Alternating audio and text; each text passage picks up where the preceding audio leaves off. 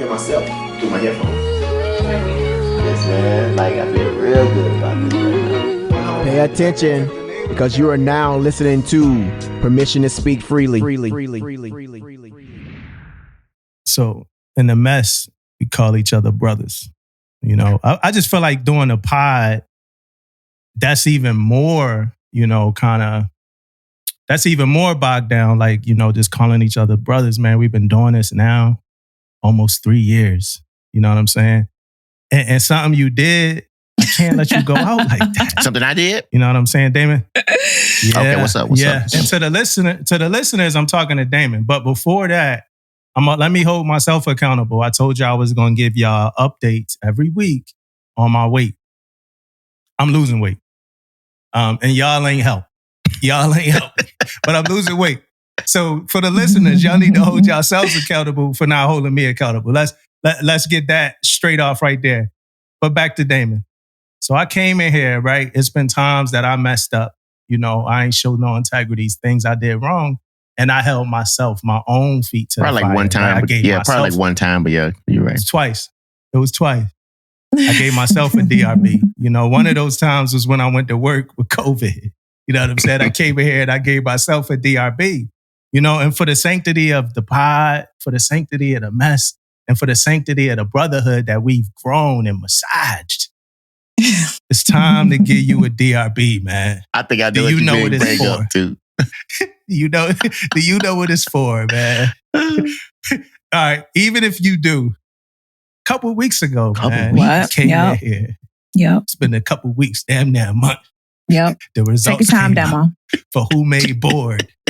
You came in here, right? And you said to the millions and millions of listeners, and I even made a clip of it, right? We put it out on social media, TikTok, YouTube, Facebook, Instagram. Don't help him out, Tish. Don't help him out. You told the listeners, right? Yeah, I'm going to take my time. And even before I get there, that's what I'm going to say. You came in here a couple weeks before that, maybe a month or two before that, and you told the listeners to engage, to comment, to say things, to be a part of the conversation, you know? So then you pull a stunt where you get on here and you ask the listeners to tell you their name if they got the ticket to the dance. Couple weeks ago, damn near a month. It's been weeks. He got it. Some podcasts came out, some podcasts didn't come out. But me and Tish have asked you, do you have those names? So before we even hold you to the fire, I'm going to ask you one more time. Do you have those names? First off, I want to say, you know me, I want to apologize. He ain't got the names. I want to apologize to the people out there, man. I want to apologize to the people. I want to apologize to the fans out there, man. Everybody who listened to the podcast, man. You know, a couple weeks ago, I said I was going to name some names and, you know, Dumbo holding me to the fire and then Tish throwing her little comments in and stuff. So I want to make sure I apologize right now for that, man, because, you know, I'm not the biggest, you know, guy on, you know, YouTube and TikTok and all that stuff. And I ain't want to miss nobody. You know what I mean?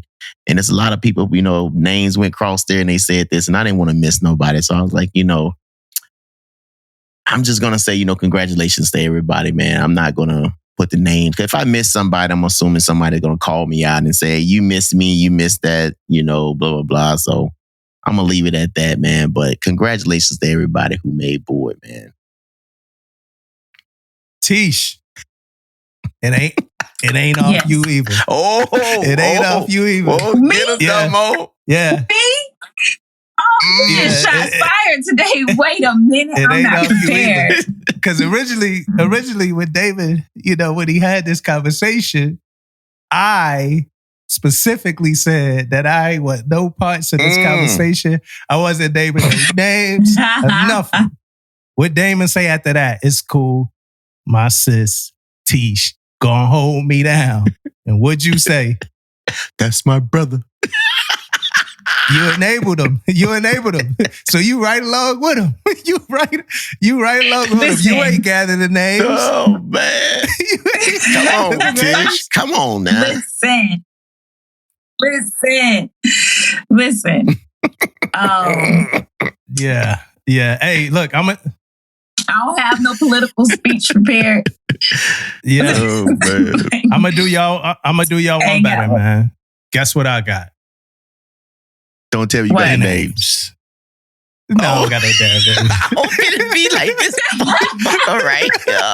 I want it to be like, look at this motherfucker. I got no names. Oh, my goodness. Hey, but that's what's to put the cape on. Man. Save the day. The weather is getting better. Okay. Right? Everything looking good. Tish, Yeah. got sunny colors on the day, the yellow. Me, I got the white with the light denim hat. Damon, David's still darking. He's still kind of, darking it up. Look like he hiding in the bushes somewhere, man. Something like that. Right? Keep it low key, man. Keep it low key, man. Keep it low key. Yeah. Yeah. And, anything interesting in y'all weeks? Well, you know what? I saw on Navy Times, man, that they had a collision with the Munson and Harper's Ferry a while back. And I saw on Navy Times that they asked the national park to take down the cameras that was watching the San Diego Bay. Why they want to take the cameras down, Dubbo? I don't know. They say it was security, man. They say security reasons, bro. Yeah, upset. Security reasons. Upset. Yeah, and it's funny about that because when it first came out, they said CNSP Legal. Yeah, it was told them to turn the cameras off. And we was like, we ain't told nobody shit. My name Bennett and I ain't in it. Like, what y'all talking about? Hey, y'all heard about that? And then it was NCIS that said it. But y'all heard about the LCS that crashed into the tow truck? Yeah, man. The Cleveland, USS Cleveland or something like that, right? Yeah. Yeah, it was. They said it was launched. It was at the christening of the ship. That's sad, ain't it, bro? The christening. Yeah, the christening. Yeah, of the ship. It hit a tugboat, man. The pictures look crazy. Pictures man. look like they didn't went through a big wave or something, right? Like they didn't got. Yeah. Oh yeah, it's crazy. What? Yeah. Was that out here? Let me read it. It said, Future LCS Cleveland launches strikes tugboat. The Navy's future littoral combat ship Cleveland launched with a literal bang Saturday when it collided with a supporting tugboat in the Menominee River at all these hard ass words. Fincentieri Marinette Marine Shipyard. In Marinette, Wisconsin, officials said no one was injured during the unintentional kind. Of course, it was unintentional. But the future LCS's botched christening caused limited damage to Cleveland, the last of the troubled Freedom class ships. Yeah, man. Damn, man. Yeah, wow. Man. LCS can't catch a break. Yes, boy. They send them things less than 10 years, boy. Less than 10 years, they decoming them things, man. That's crazy, bro. Dang, man. Can't catch a break might be the worst. Might be a bad way to say it. That's all they keep catching. They catching L's, bro. Right. And then if they ain't catching the L's, they sending them out there on them little things they do, the little drug op stuff they do out there, man. They ain't even sending them on deployments, bro. What's wrong with that? What's wrong with drug guys? They catching the plug, man. Yeah. What's wrong with that? Yeah.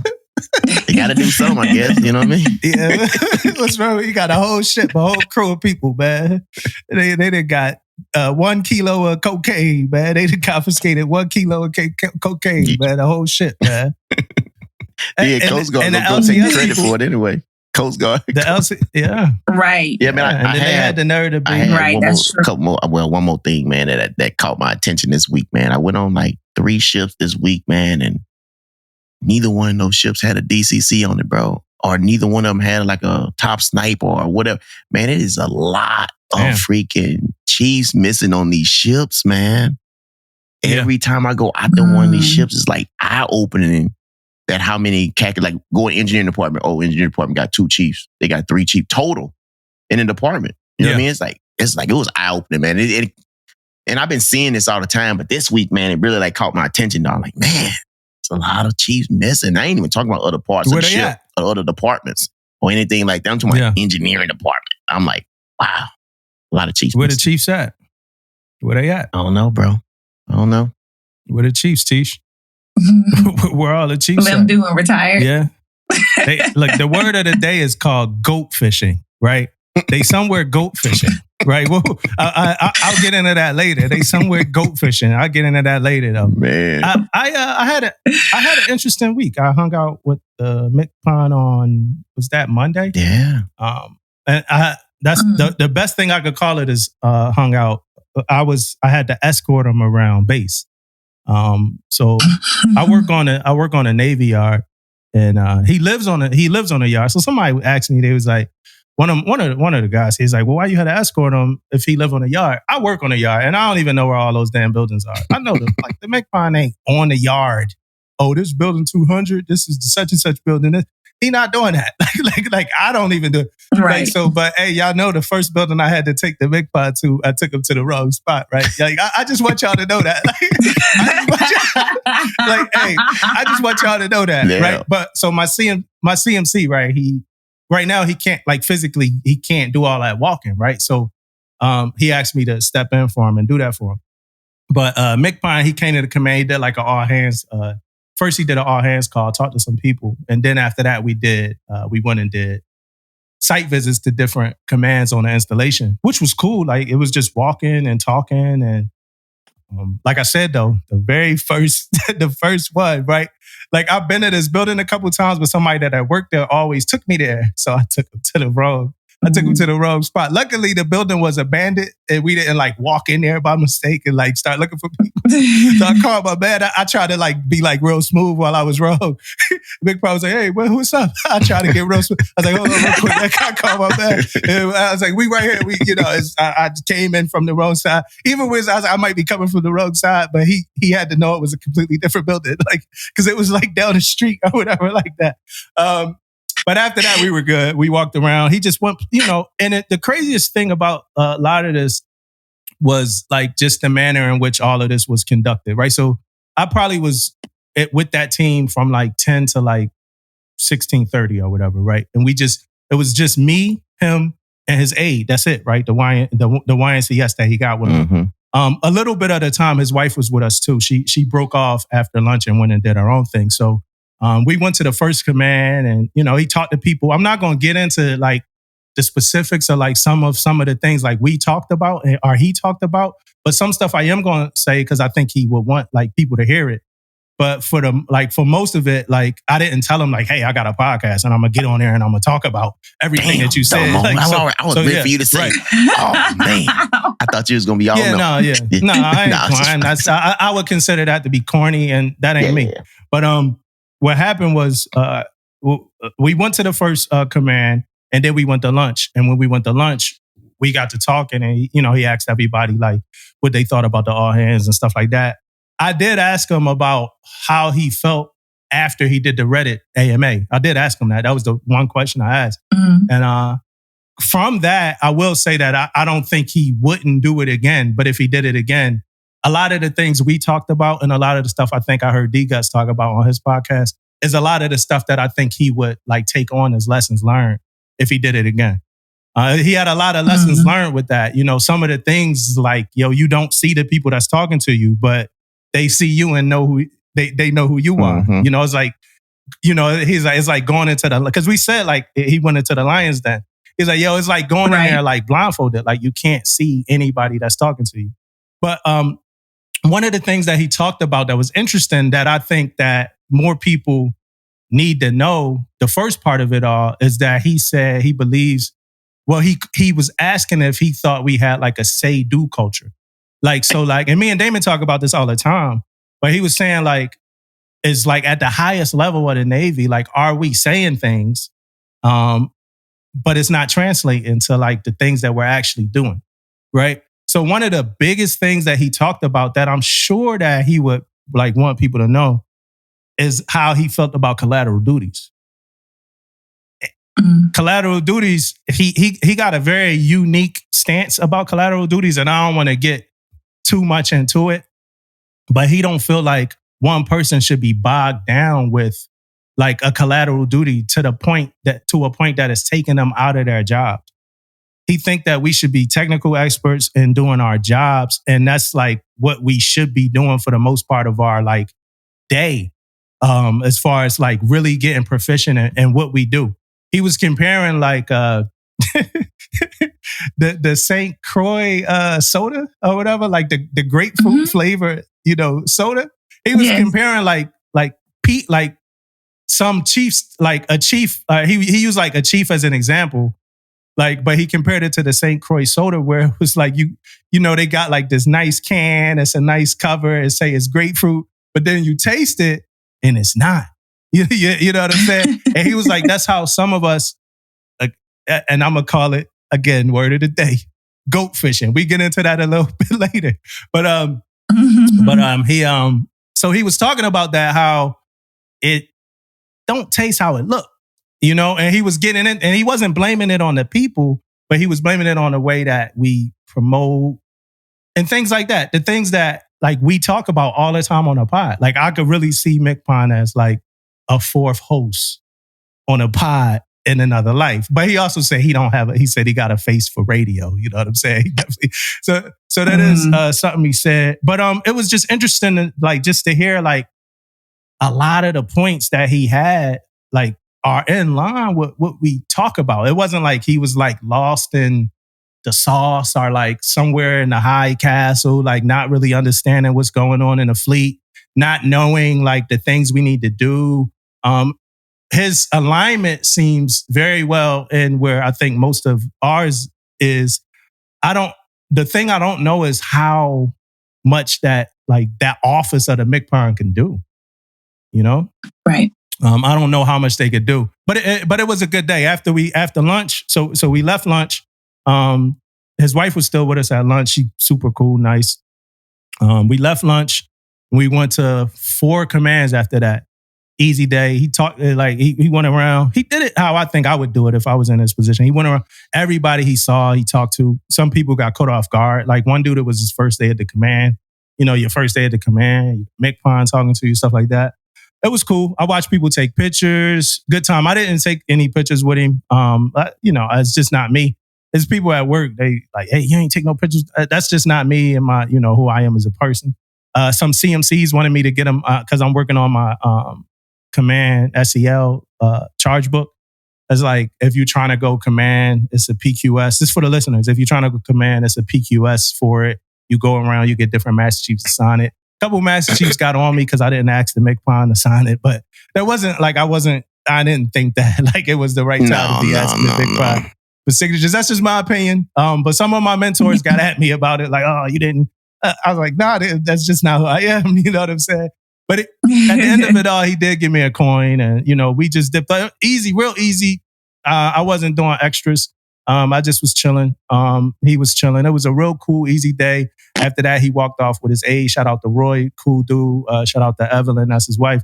It was like a really cool moment, experience. And I did it the way that I would do it. Just chill, nothing too major.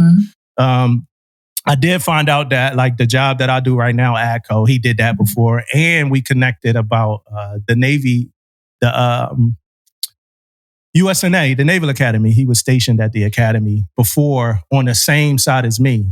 He was a craft master. So we did get into that. We talked about one of the ships and, one of the boats caught fire. He was giving me this whole story of how they put the fire out. It was a cool little experience. That's good, man. That sounds good. Yeah. I'm mad y'all ain't cut me off through that, man. No. It was interesting. Hey, not everybody get to chill and hang out with the big it was pretty chill. Oh, something else happened. I forgot. I forgot about this. So before this thing happened, when my CMC called me, now mind you, my CMC calls me. I'm like out of work early on a Friday or whatever, right? He like, hey, where you at? You know what I'm saying? And I don't know what he want to hear. You know what I mean? I don't know if he want to hear. I'm on the road, whatever. He was like, hey, it don't matter where you at.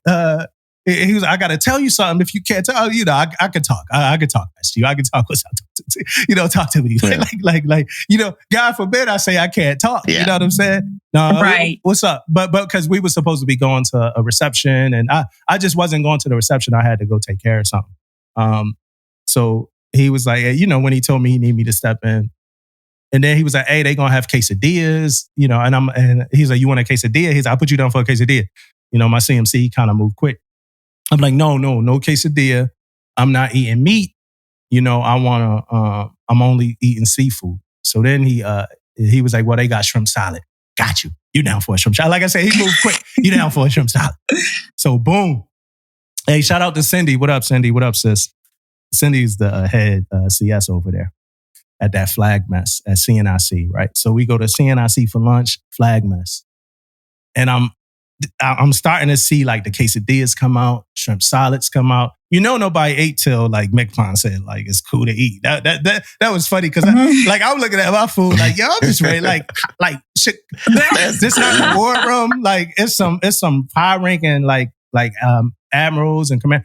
But I'm like, this ain't the war room. Like I could just eat. You know what I'm saying? Like, but nobody else was eating. I'm looking at the CMC right next to me. He not eating. Nobody else eating. So I'm like, all right, I'm gonna chill.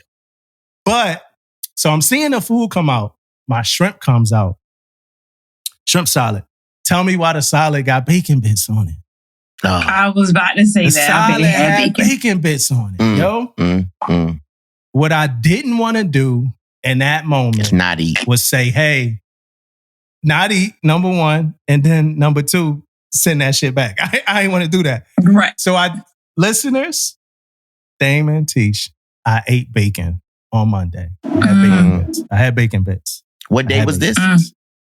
Monday. Yeah, so you started back up. So you've been going now for... I ain't starting back up. Come on, dog. Don't do that to me, man. Don't do that to me. Say those names, man. Say those names, man. You go fishing, man. You go fishing, dog. Yeah, hey, bro. When you say those names, when you said you was gonna say those names and they say those names, when you said you was gonna say those names and they say those, you was goat fishing, man. You was goat fishing. Yeah. We gonna get into that, man. Hey, Tish, what you been up to? How was Big Bear? It was good and bad all at the same time. So the experience itself was great. Got to hang out with some friends. So two of my other friends and one of my friends' mom and our kids, we all went out. We got a house, an Airbnb, and we just chilled in there. So it was a great time. The kids got to get on like the roller coasters. There was just like this one spot. They got to go like rubber tubing down the snow hill and all of that stuff. So it was a great time. What was not good is I caught not one, but two flat tires, two separate occasions. So Big Bear has a lot of potholes. Like, it's like pothole here, here. Like it's like the roads are horrible. Probably the worst road condition I've ever seen. And so on the way up, I was going up and it was nighttime. And so I caught one of the potholes. Like it's almost like you're driving like you're in Mario Kart. So you're like swerving and everything, trying to, watch out for the potholes. And so I hit a pothole. Didn't know that it popped the tire until the next morning. So I was like, all right, cool. Well, let me find a place to go get my tire fixed. Found a place that Saturday, because we went up Friday.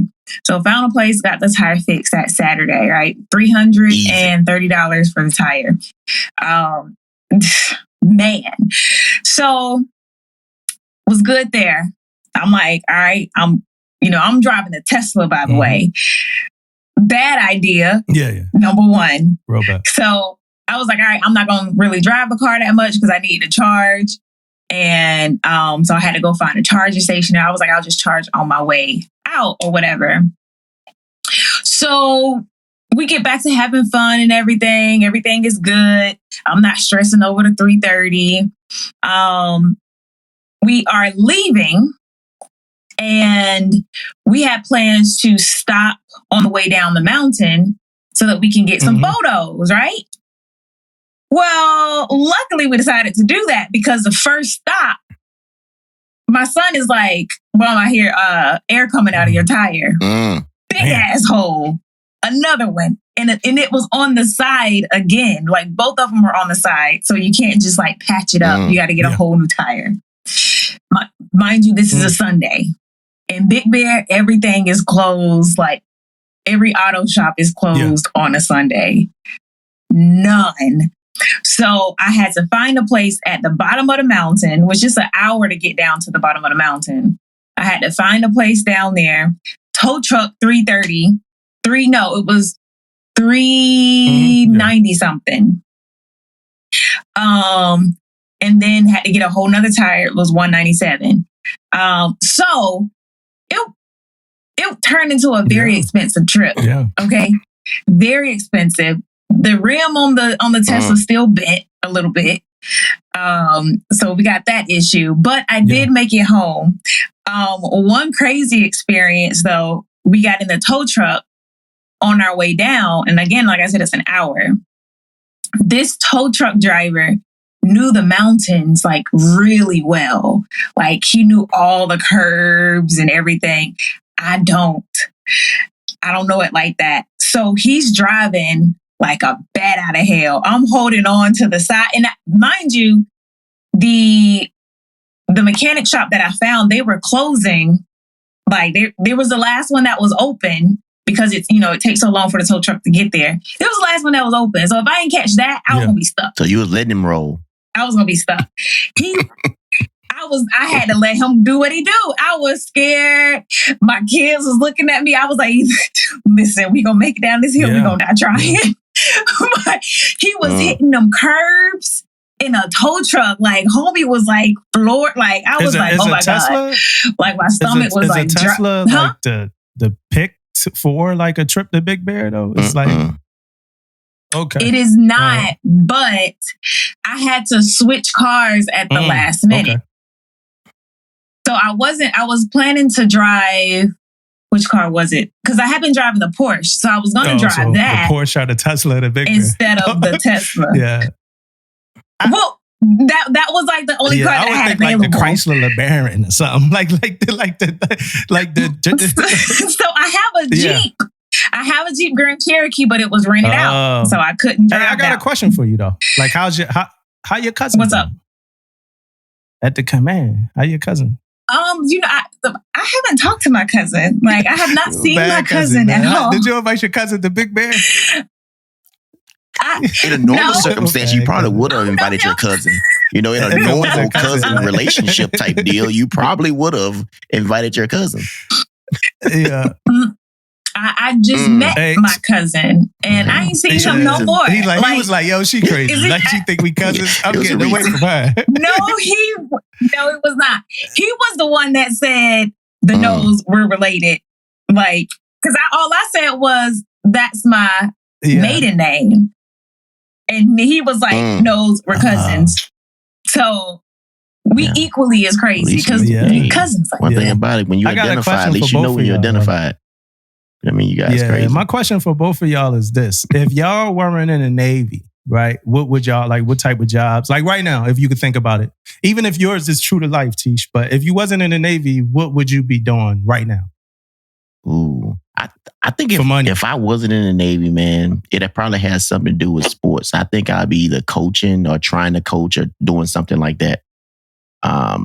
Like what? Little? I want to sell you short, but like you talk about like little league. Well, you got to start somewhere. Like NFL? I mean, I don't know where I'll be at, but it could be high school. It could be because I mean that's one of the biggest things, man. If you was when I was in school, man, a lot of those guys that was decent in sports, man, they end up catching on with the high school or your rival high school or something like that, and trying to go that way. But I probably would have went to college for a little while and see how that was. But I don't know about that college scene though. But yeah, it's probably been some type of coaching problem. Yeah. What sport did you play? I play a lot of sports. Baseball. What are normal sports? Everybody play baseball, basketball, football. Yeah. Oh, okay. Yeah. The other sports, they not normal, right? No. All y'all look. If you listen to this and you're a lacrosse player, right?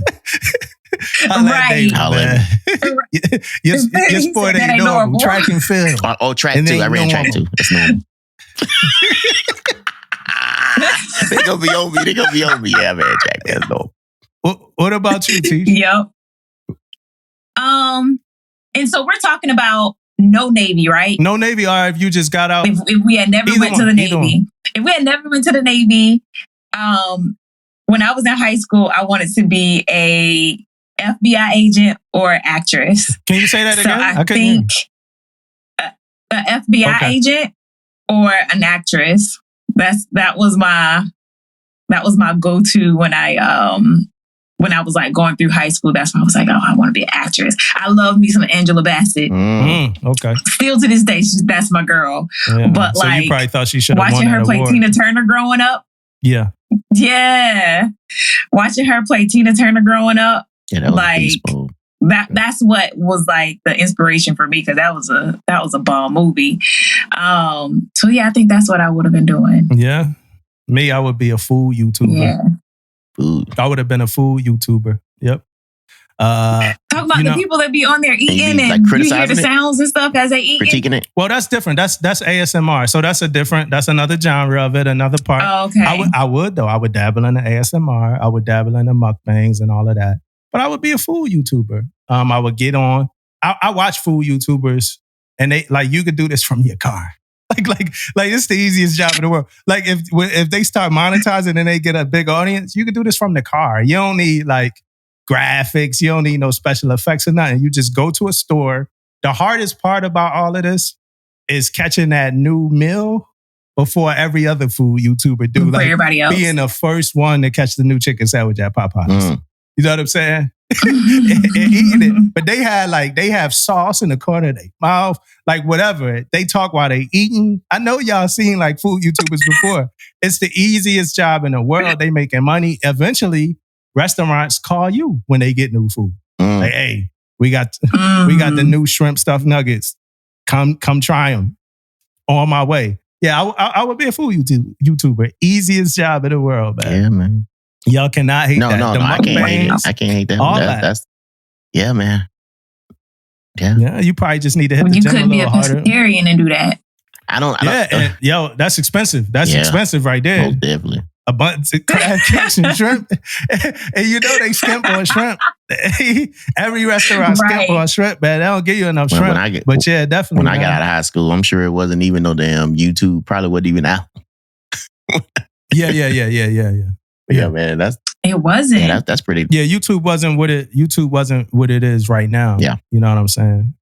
Yeah, man. Definitely wasn't. I'll be watching the shit out them videos, man. Making food, eating food, all that stuff, bro. I'll be on there looking at that shit. I'm like, oh shit, let me try this today. Let me try that today. I don't. Hey. Well, I may watch like recipe type stuff, but I don't really watch like just people eating food and giving their. You should. I should. Yeah, that's the best way to know if food is good. And I'm not going to say what it is. I'm going to leave it to the audience imagination. But it's a certain type of food YouTuber that I'm looking for. Like, it ain't like, yo, you gotta be like, you gotta be like half out of breath while you explain it the way this food tastes. Like, you know it's good, bro. Yeah. Like I need a certain, like I'll skip through a couple food. Like I look because damn, who had the Wingstop? They had chicken back when I was eating chicken. Wingstop, they had the chicken sandwiches, right? Were they first in that? Have y'all had the Wingstop chicken sandwiches yet? Man. Y'all eat Wingstop? You eat Wingstop, Tish? I do. Mm-hmm. All right, they had the Wingstop chicken sandwiches, and I was like, all right, I need to watch. I zipped through about 10 food YouTubers till I found the right one. Mm-hmm. The right one. I'm like, yeah, this is the right one. They ate the sandwich the way you cooked, the way you felt like passion it needed to be into it. You know what I mean? They had that look. They had that look like they knew what they was talking about. They had that look. They had that. I know what I'm talking about. Look, they look like a seasoned food YouTuber. Yeah, so man. I definitely and I went and I got the sandwich after that. You know, the food YouTubers, they be putting extra sauce on their critiques. That's all I'm gonna say. It wasn't as good. The Wingstop sandwiches wasn't as good as I thought they would be. Now, when they switched to thighs, thigh stock was where it was. You know what I'm saying? But was it? Oh yeah. I still haven't had the thighs. I don't want to talk too much about chicken because I'm a miss it. Yeah, man. But thigh stock was. You already fell victim. No, what? I didn't. Y'all really holding that one against me. Bacon is bacon, bro. Bacon. Yeah, because you could have sent it back. Send it back? No, I wouldn't. How would you have done that in that room? How would you have done it? I was just like, excuse me, I don't eat pork or meat. Like, can you just make me another one with no bacon on it? It's pre-made.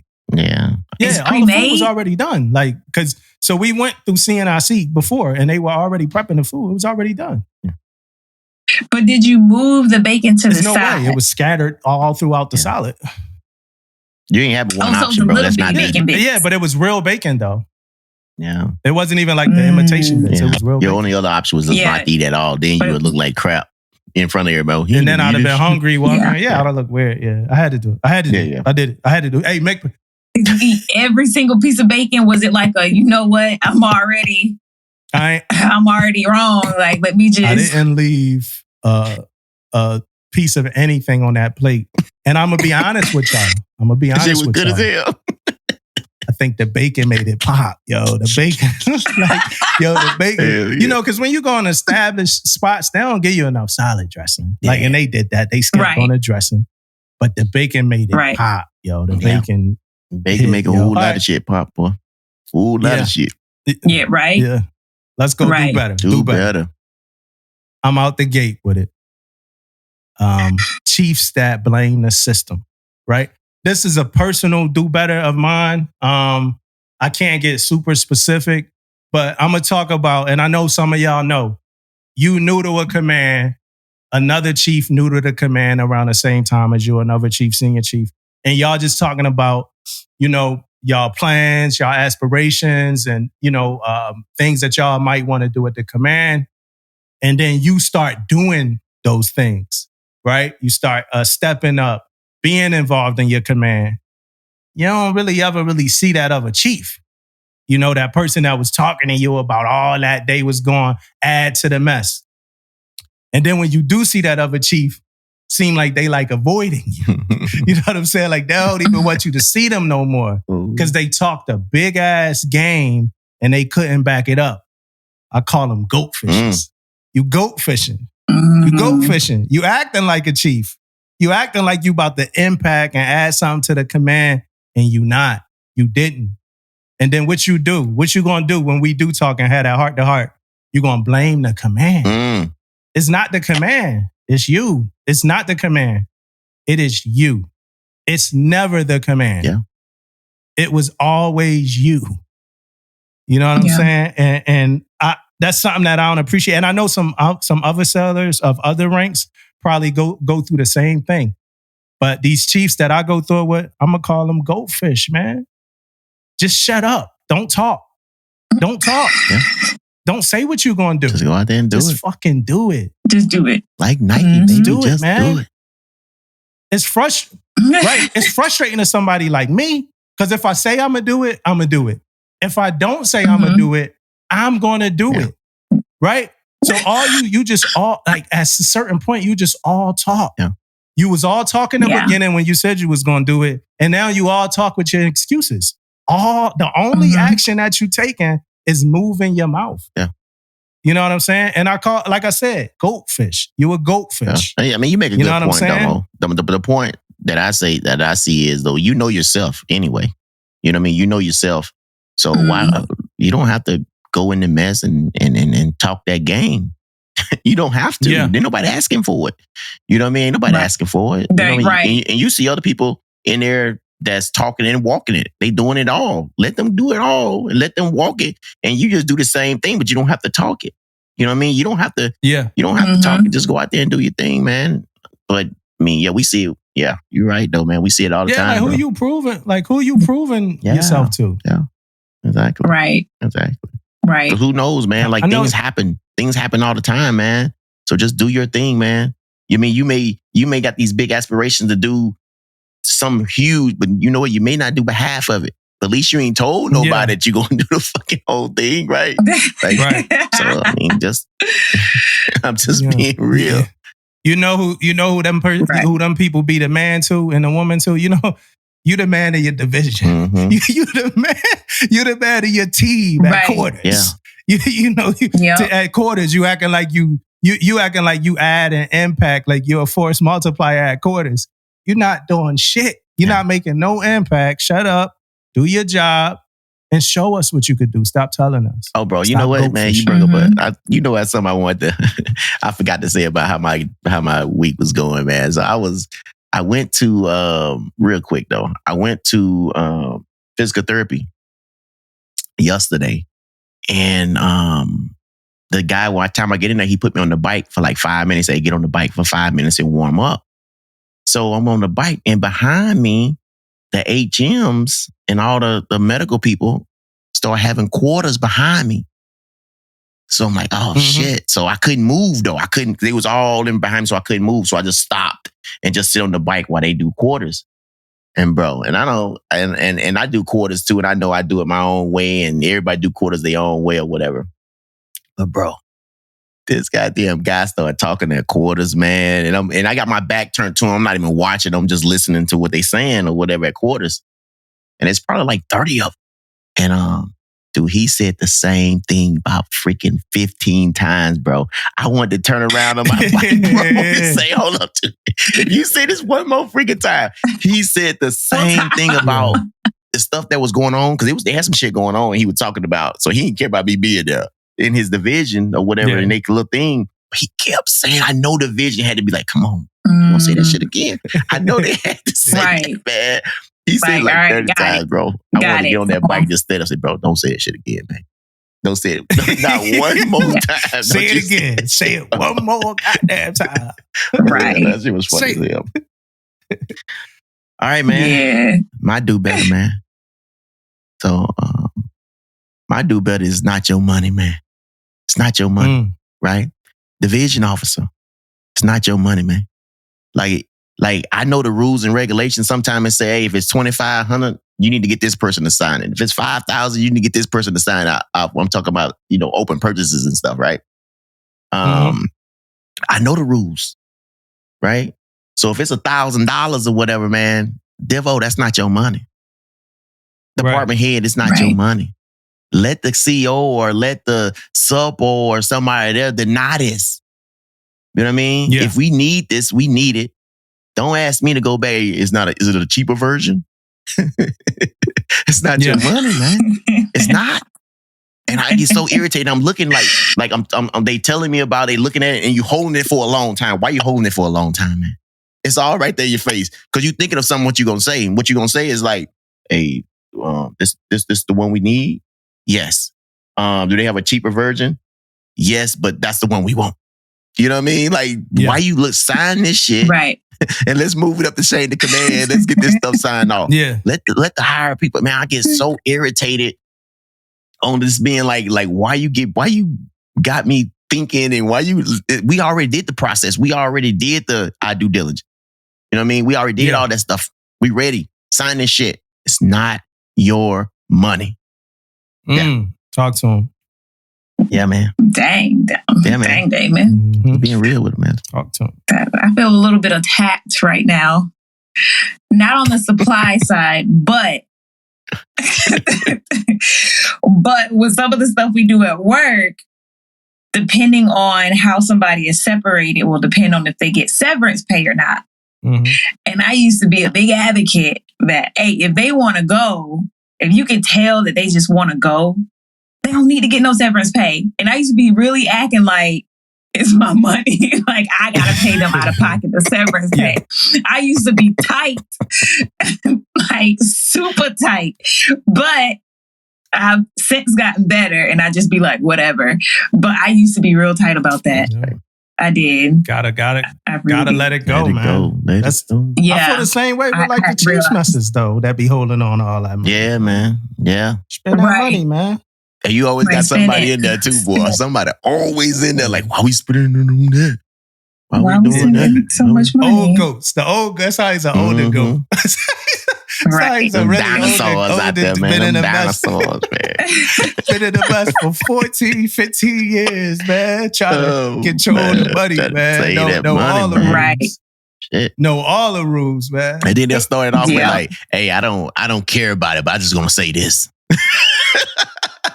Yeah. I don't care what you do, but I don't care about it. I just want to, put this out. We're like, did you pay your dues up? Don't nobody care about your opinion. The old ghosts be trying to get out of the dues too, man. Right. Talking, we had a quorum. Shut your ass up. Old ghosts, man, pay your dues, dog.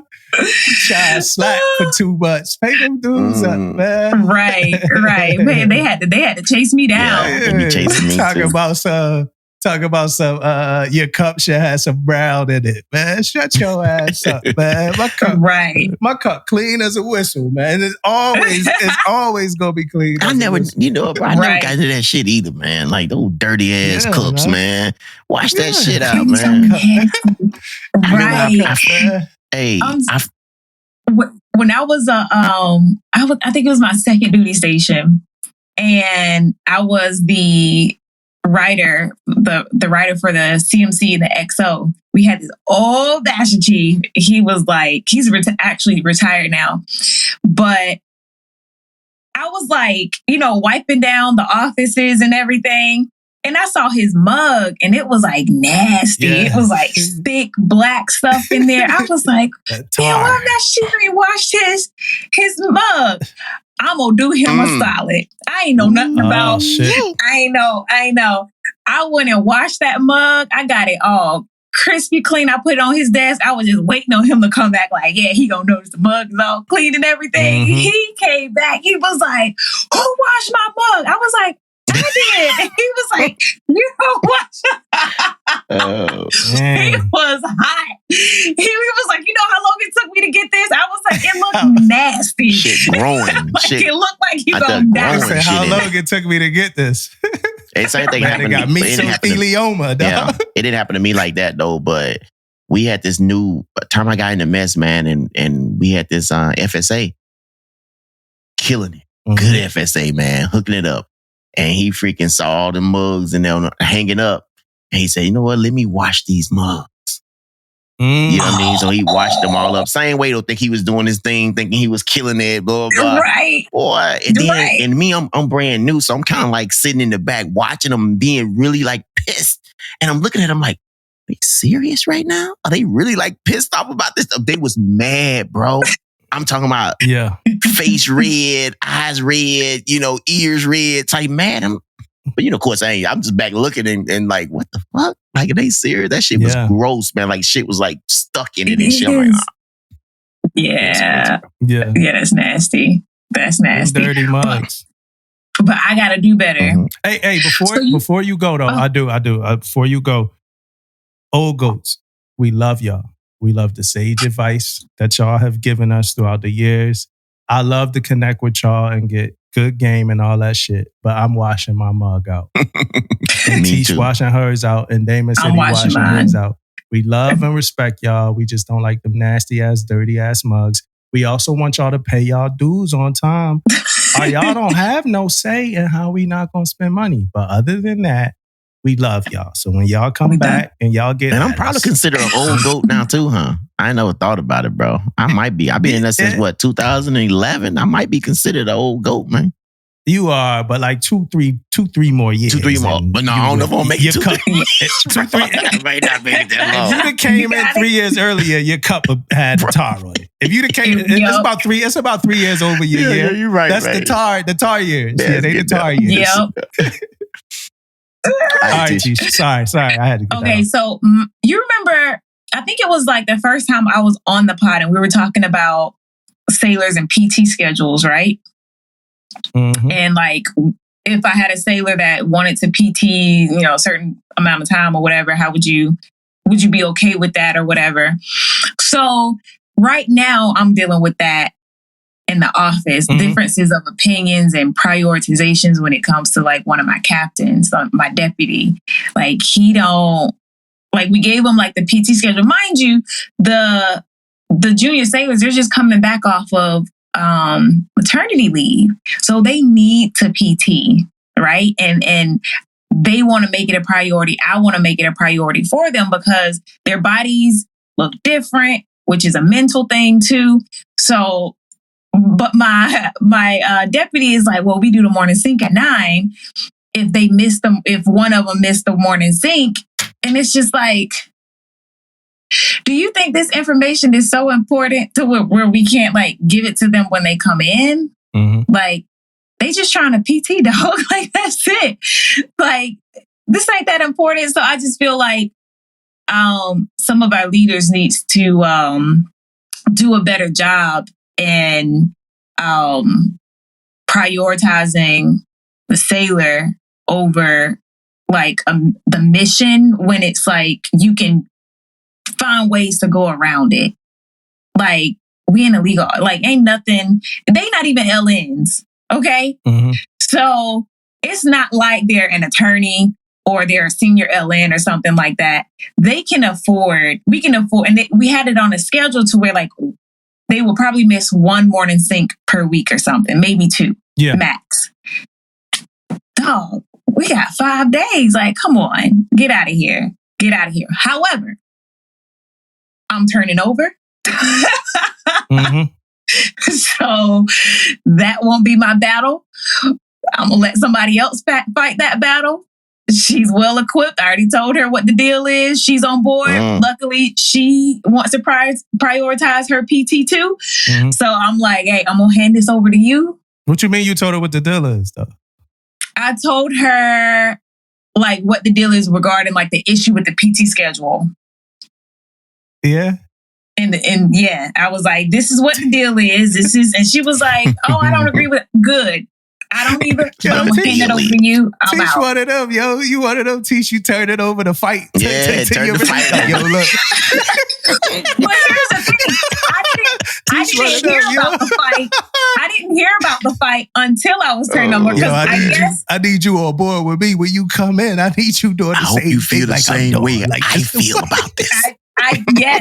Yes, get them they PT time. Oh, absolutely. I was like, yes, but I didn't know that it was an issue until I was turning over. So I was just like, okay, this is the issue. Yeah. And when I saw that, she was like, yeah, I agree. And I'm like, all right, cool. Well, then I don't need to fight this, but I'm gonna let her fight it because. What would you have thought if she didn't agree, though? What would you? Then I would have fought the battle before I left. That would have been she ain't shit. My relief ain't shit. Yeah, be on the podcast, man. I don't know if she gonna cut. I don't know if she gonna cut. Right. So can I play devil's advocate? She's outspoken. She's from New York, so she got the personality to go head to head. So I'm like, all right, cool. She said she from New York. You know them New Yorkers. She ate enough chopped cheeses. She can fight this fight. Hey, so can I play devil's advocate? They wear Timbs. Yeah, what's up? They wear Timbs. I agree. I agree with you for the most part with what you're saying, but I want to play devil's advocate. Okay. You know what I'm saying? What time is the sync? It's at 9, right? It's at 9. Okay. And this ain't devil's advocate. This is me just trying to get a better understanding of what's going on. What time does the gym? What's the earliest the gym open? Like 5? Well, they have kids. Babies that they got kids. To drop off daycare. Yeah. And we're gonna get there. But what time does the gym open? At like 5? I don't know. Probably like 5. The San Diego gym, right? Yeah. It's 5. It's open at 5, right? Old gym. One of them open. Both of them gyms I think open at 5. Admiral Pro, Old gym, whatever. Just to let y'all San Diegans know, I know them gyms. I know them gyms. All right, so the gyms open at like 5. They got kids, right? So they got kids, and they got to take them to daycare, right? On base? No, off base. What time they got to get to daycare? They have to drop off the kid at 7, I think. And they all earlier than 7.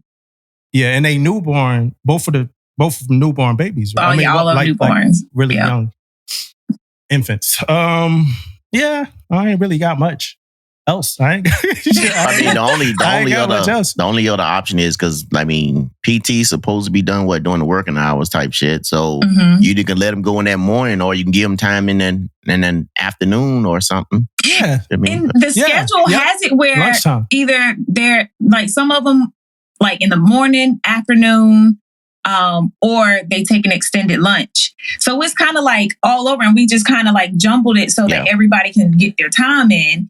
Yeah. But the one that's in the morning will come in probably either right before the sync at 9, or maybe a little bit after to give them time to like shower and all that stuff.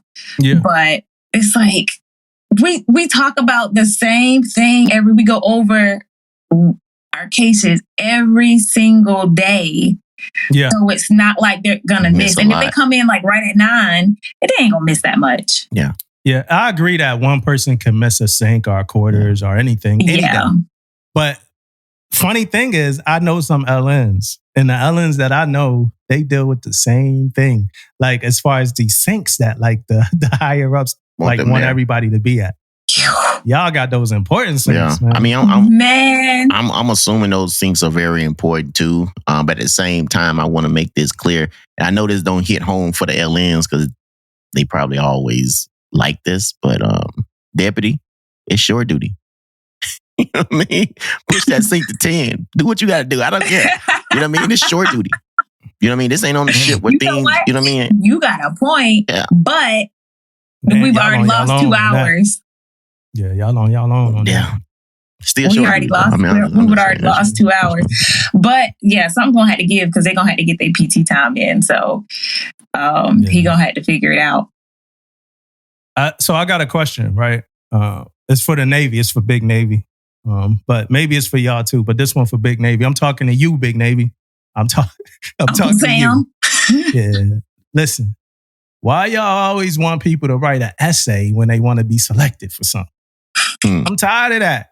Yeah, like on another note, before I dig too deep in there, right? I try to use ChatGPT to write my email. I'm having so much trouble. Like every time I plan to write, I went to Camp David for the last. I did other stuff last week too. Like I went to Camp David for the last time. I went to Pax River. But like, so I was like on Tuesday, I was like, all I want to do is write my eval, and it ain't work. It just didn't work. On like every single time I had something to do, and I'm gonna get into that in a second too. But so I hit up ChatGPT. I'm like, can you write an eval? And ChatGPT was like, yeah, I can write an eval. You know, and then they went through everything that it takes to write an eval. Then I was like, well, can you write by? ChatGPT was like, no, I can't. I don't know nothing about you. What did you do? And I'm like, yeah, what the fuck did I do? I think that's why I'm having so much trouble. But yeah, but why you always gotta write a damn essay for everything? You want to be an officer? I need you to write a statement on why you want to be an officer. Somebody smoke detector need to get the batteries changed. Yeah, they carbon monoxide detector. Somebody need their batteries changed. For the listeners, I hear it too. Somebody need their damn batteries changed. Batteries. I changed all the batteries. I went through every single battery. You hear it? I hear it too. We can't act like that don't exist. It ain't your. Hey, for the listeners, it ain't yours. It ain't your carbon monoxide. Hey, I knew it was Tish. Her head moved. Her head moved. Oh yeah, you saw her head move that time when she heard it. Yeah, she was like, "What the hell? This pesky little thing." Hey, so yeah. Anything you want, you got to write a statement. Listen, I'm about to go to Virginia. And when I go to Virginia, I'm trying to be an RA. Mm-hmm. A senior chief that live in the barracks with a bunch of junior sellers. They want me to write a damn statement to be a damn RA. No, you got to write an essay to be a RA. I got to write a statement on why I want to be an RA and like what I could contribute. Oh my God. I could contribute. Oh. I gotta write a statement, yo. And I'm like, is it really that competitive to be an RA? Man, you wanna? Well, dude said, and I hope I ain't saying too much. Dude said he about to get rid of some RAs because they ain't been doing their job. Yeah, they gotta do the room inspections. Goatfishing. Yeah, goatfishing, bro. They goatfishing. You just said you was gonna do something. Now you wanna go home every weekend. Oh, it's your duty weekend, man. And some of these buildings only got like 2 RAs. Mm. Some got like 11. Some only got 1. You know, I can't go to a building with 1 RA. I need to go home on a weekend. Right. You know, I could take 1 weekend, but not and then you got duty. So imagine if you got duty weekend and your RA weekend in the same month. We talk about grown men. Right. With kids and wives that's just geo-batching. Yeah, man. But yeah, it is competitive, man. Yeah.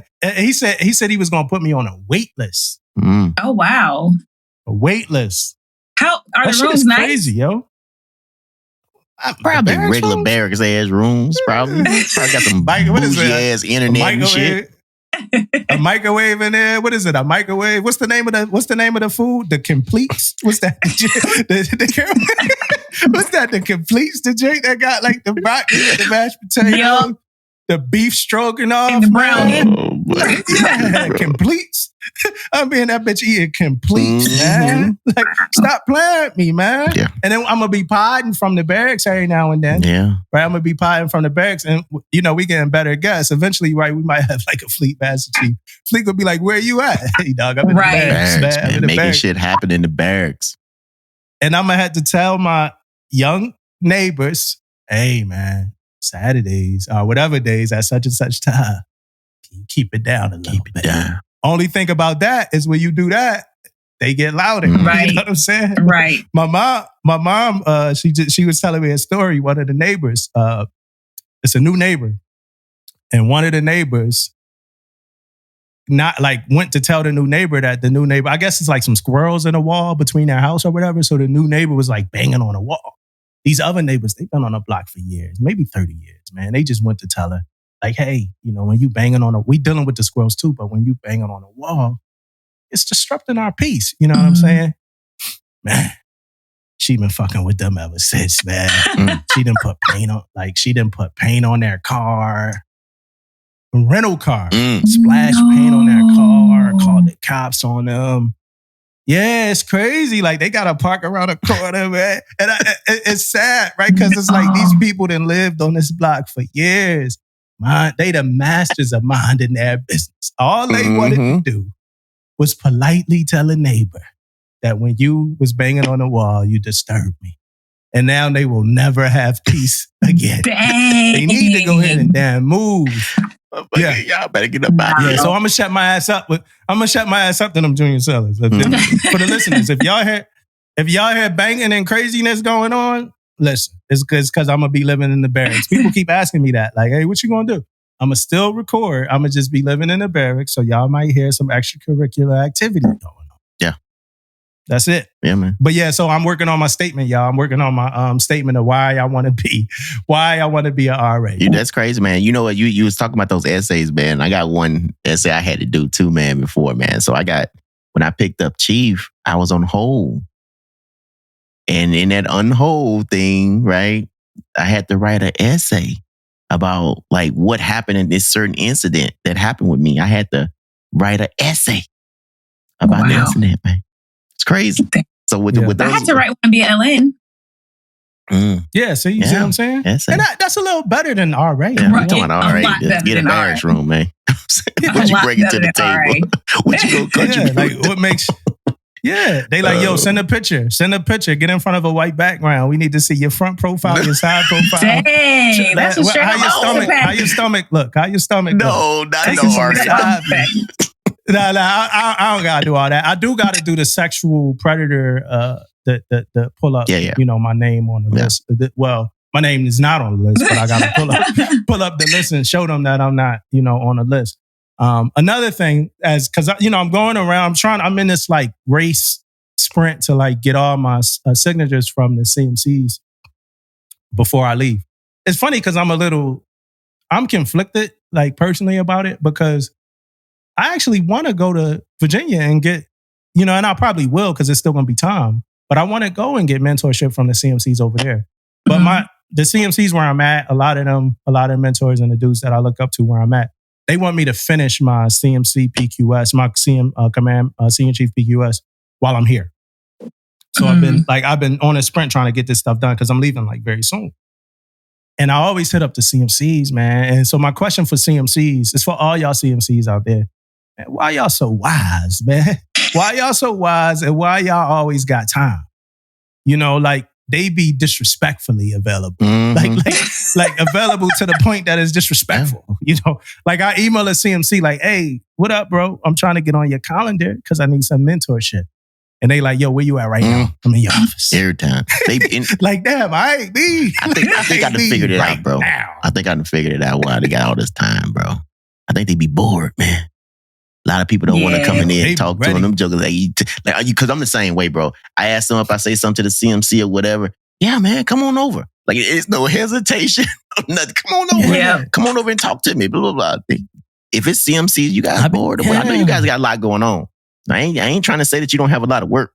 I know you got a lot of shit going on. This ain't a slight. This actually mad, like props. Like props. Like, y'all dudes are always like, man, like, yo, do y'all? The one dude, I'm like, yo, what's up? He's like, yo, you don't even got to schedule nothing with me, man. Just call me when you on your way. Yeah. I'm like, damn, like at any time? Any time? Yeah, this is like the ladies that like cheat on their husbands and like the side dude could just hit their phone anytime. I don't know what made me think about this. It's like, yo, ain't you married? Like I could just call you anytime. Like that happened to me in the past. not me, guy, but that happened to me. I quickly was like, this ain't for me. You married, I can't do this. But she was like, yeah, you can just call anytime. I'm like anytime? She's like, yeah, you just call me. Dang. I was like, yeah, I can't. Was it Hunted on the way, or how you know he was in the military? I never said he was in the military. Like, was he around? I never said he was in the military though. Oh, okay, but like, was he just not there? Like, why is she saying anytime? No, but he was in the military though. He was in the military. Hey, he was like an EM, and it was close to home. I left that situation alone so fast. Like honestly, I left it alone super quick. I thought it was something that I thought was cool and I could do. I ain't just saying that because we got listeners. I left that situation alone so fast. When she was like, yeah, you can always hit me anytime. I'm like, oh no, this ain't for me. This dude could be here. You've been here like, before. He could be here right now, like lurking, like, you know what I'm saying? But yeah, then those CMCs, man, they so wise, man. Like I sat with a CMC for 4 minutes. He ain't had that much time. He had 4 minutes. And I don't know if he knew, like, yo, I'm gonna pack all this wisdom into 4 minutes of this dude's time because I don't got time. But the shit he told me in 4 minutes, it could change the whole course of my career. You know, right? I'm like, this motherfucker, he took 4 minutes and just gave me all this game. Like, y'all too wise, man. Right? Y'all way too wise, man. And it make me look at the job. It's like I start to get like an inside understanding of the job, like things that used to frustrate me. One CMC was telling me how he knew certain things is going to get the mess frustrated, but it's like they're privy to information that sometimes the mess just not going to be privy to, you know. And it's like it's ways that we got, because he was talking about the Force Master Chiefs, the Fleet Master Chiefs, and MCPON, and how we got to respect some of the things that they talking about. How as CMCs they got to respect some of the things that they talk about because they have a different perspective because they privy to information that they're not privy to. And he was saying the same thing about the CMC job. And it really resonated because I remember being mad at my CMC for the captain making a decision about a seller that the mess said something else about or whatever. And he just was giving me the other side of that, you know. He's like, the best we could do is just make the right suggestion. That don't mean that the captain at XO gotta listen. That don't mean they gotta listen. As long as I know I made the best recommendation or whatever and gave some good advice. But yeah, so that was some good, but that's a lot of good, dude. A lot of people say it, and I probably didn't really realize it or understand it until recently. It really pays to spend time with your CMC, even for young junior sellers. Go in your CMC office, talk to your CMC, get whatever sage advice and wisdom that you could get. And you don't always have to go to your CMC to complain about your chief. Right. You know what I'm saying? You could go talk to your CMC, period. You know, and if I was a CMC, I would hate that. Like, I wouldn't want, like, damn, you only come around when you got problems with your chief. Like, what's up? How you doing? You know what I'm saying? So, but go talk to them. They got a lot of wisdom. And I wish I was going to them earlier than I'm doing now, only because I'm working on this shit. Yeah. This, PQS. You know, I've been fortunate in my career to always be close to the triad. So I've always had a lot of exposure to CMCs and COs, always, you know, had to work directly with them. So I've been kind of lucky in that regard. Yeah. Good rate. Choose your rate. You know what they say. I'm telling you. And then on top of that, man, like most of them CMCs be pushing by 26 to 30 years, man. That's a lot of wisdom, a lot of experience already, man. Right. You know what I mean? The things they done seen, you'll be surprised on the shit they done seen, man. It's crazy. And even though the times have changed, like if things are very different now than it was back then, that wisdom is like timeless a lot of times. Yeah. Most definitely, man. And then if you make it to being a CMC, man, you want on one of my, you know, pet peeve type deals being able to adapt, right? So you know, if you're a CMC in 2023, man, you'd have adapted to a lot of stuff. You know what I mean? And a lot of them are, you know, like they don't be lost in the sauce. Yeah. You know who be lost in the sauce? The people that's trying to be. Like I'm gonna shut up. I don't even want to say it. I'm gonna shut up. This is the first time I'm gonna shut up. This is the first time I'm gonna shut my ass up. I was about to go crazy on a certain group of people, but I'm not. A lot of them CMCs though, they on it. I'm sorry, Damon. Yeah. I can't even say it. It's permission to speak freely, but I was shut by something. Hey, bro. You ain't trying to go to Virginia with some enemies? It's a lot of people in Virginia. I'm at a small command. They was talking to me about the pod at my midterm, you know. Yeah, man. Yeah, you show up up at the command, they'd be like, "Are you Damon or Dumbo?" Yeah, they talked to me at the midterm. They like, "Yo, we had a small command, so don't nobody really, you know, pay attention. But you going to a carrier, like, what you gonna do? Boom, you gonna watch what you say? Boom, boom." I'm like, "Yo, I don't really sit here and talk about the command anyway. Yeah, like that's not what we do. Like, I'm not sitting here like, oh yeah, this man sheet, boom, boom, boom. You know, I'm not gonna do it there." But my perspective is going to be different. I'm going to hear like more issues from sellers and it's going to be a different perspective. But I'm not going to sit there and be like, yo, this week my CEO said this. How y'all feel? I'm not doing that. But I'm not we're not stopping. We're going. We're not stopping. What Leonardo the camera say, we not stopping. We going. Like, let's go. Let's get them. Yeah, man. Most definitely, man. Hey, so Dumbo, I know you PCSing. Tish, I know you getting out right now. You know, what are some of the biggest concerns you guys are thinking about, man? Dumbo, for you PCSing, man, what are your biggest concerns about PCSing besides me and RA and Tish, you retiring? What is one of your biggest concerns when you get out the Navy? VA disability. That's what I'm trying to get right and tight. That right there. The VA disability. So that's about to be like the big focus and making sure I get that done. And the pay, like we so behind on DD-214s right now, it still ain't really caught up all the way like I need it to be. So it's people still going 3-4 months without getting their money. And that DD-214 ties up everything. You can't start your retirement pay. You can't start your VA disability. If you're trying to go to school, you can't start that. Like you can't start nothing until you have the final DD-214 and they taking months. Yeah. So yeah, I don't like the idea of that for sure. When you was talking about the your disability, have you already been working on that though? Like I heard people had to work on that shit. I've been working on getting stuff documented. So now I'm trying to, the next goal is to go ahead and start working with somebody at the DAV to start getting to do my actual VA claim. Yeah, man, so that's around the corner right there. June 1st now. June 1st. I know it is around the corner, but I think I'm going to stick around here. That's another one of my big concerns is where am I actually going to go? I'm supposed to go to Georgia. Well, I had decided that I was going to go to Georgia, but I'm starting to kind of renege on that now. Because I just really like Cali. It's expensive as hell out here, but I think I'll love it more. I'll enjoy it more out here than I would in Georgia. But I don't know. We'll see. And you established out here too, so that's another I am. So I don't know. Yeah. If they don't I wish I'd have known that when I was picking orders. I wish I'd have known that when I was picking orders, Tish. You said what? I wish I'd have known you was thinking about staying in Cali when I was picking orders. That, like, the pod had a plan to was talking about orders. We was talking about it. Oh, really?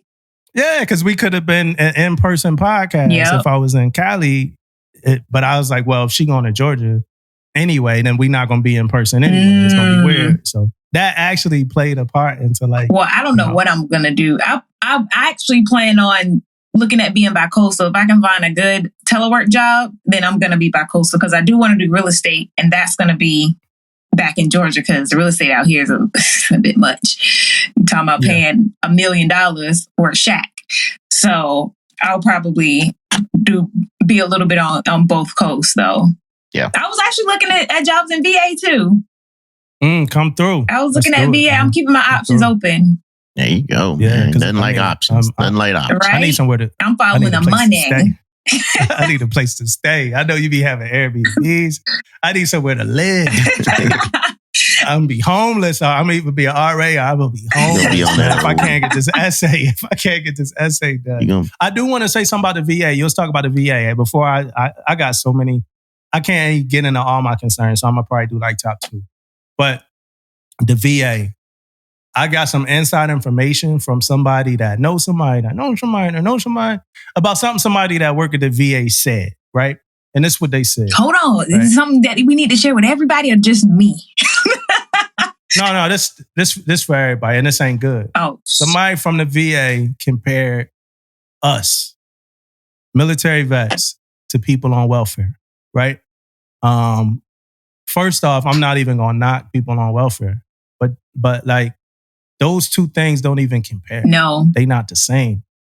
They not the same. No, me, I'm biased toward military vets. No matter what the hell vets do, no matter how they act, no matter how some people that might want to scheme, connive the system, whatever. I am biased to vets. I don't think there should be my passion dream project. All right, I ain't gonna say I'm a renege. I ain't gonna say that's another thing I ain't gonna say. That's the only I reneged twice, but this wasn't bad. But I got a life because my passion film project, I haven't seen anybody do it yet. It's a documentary.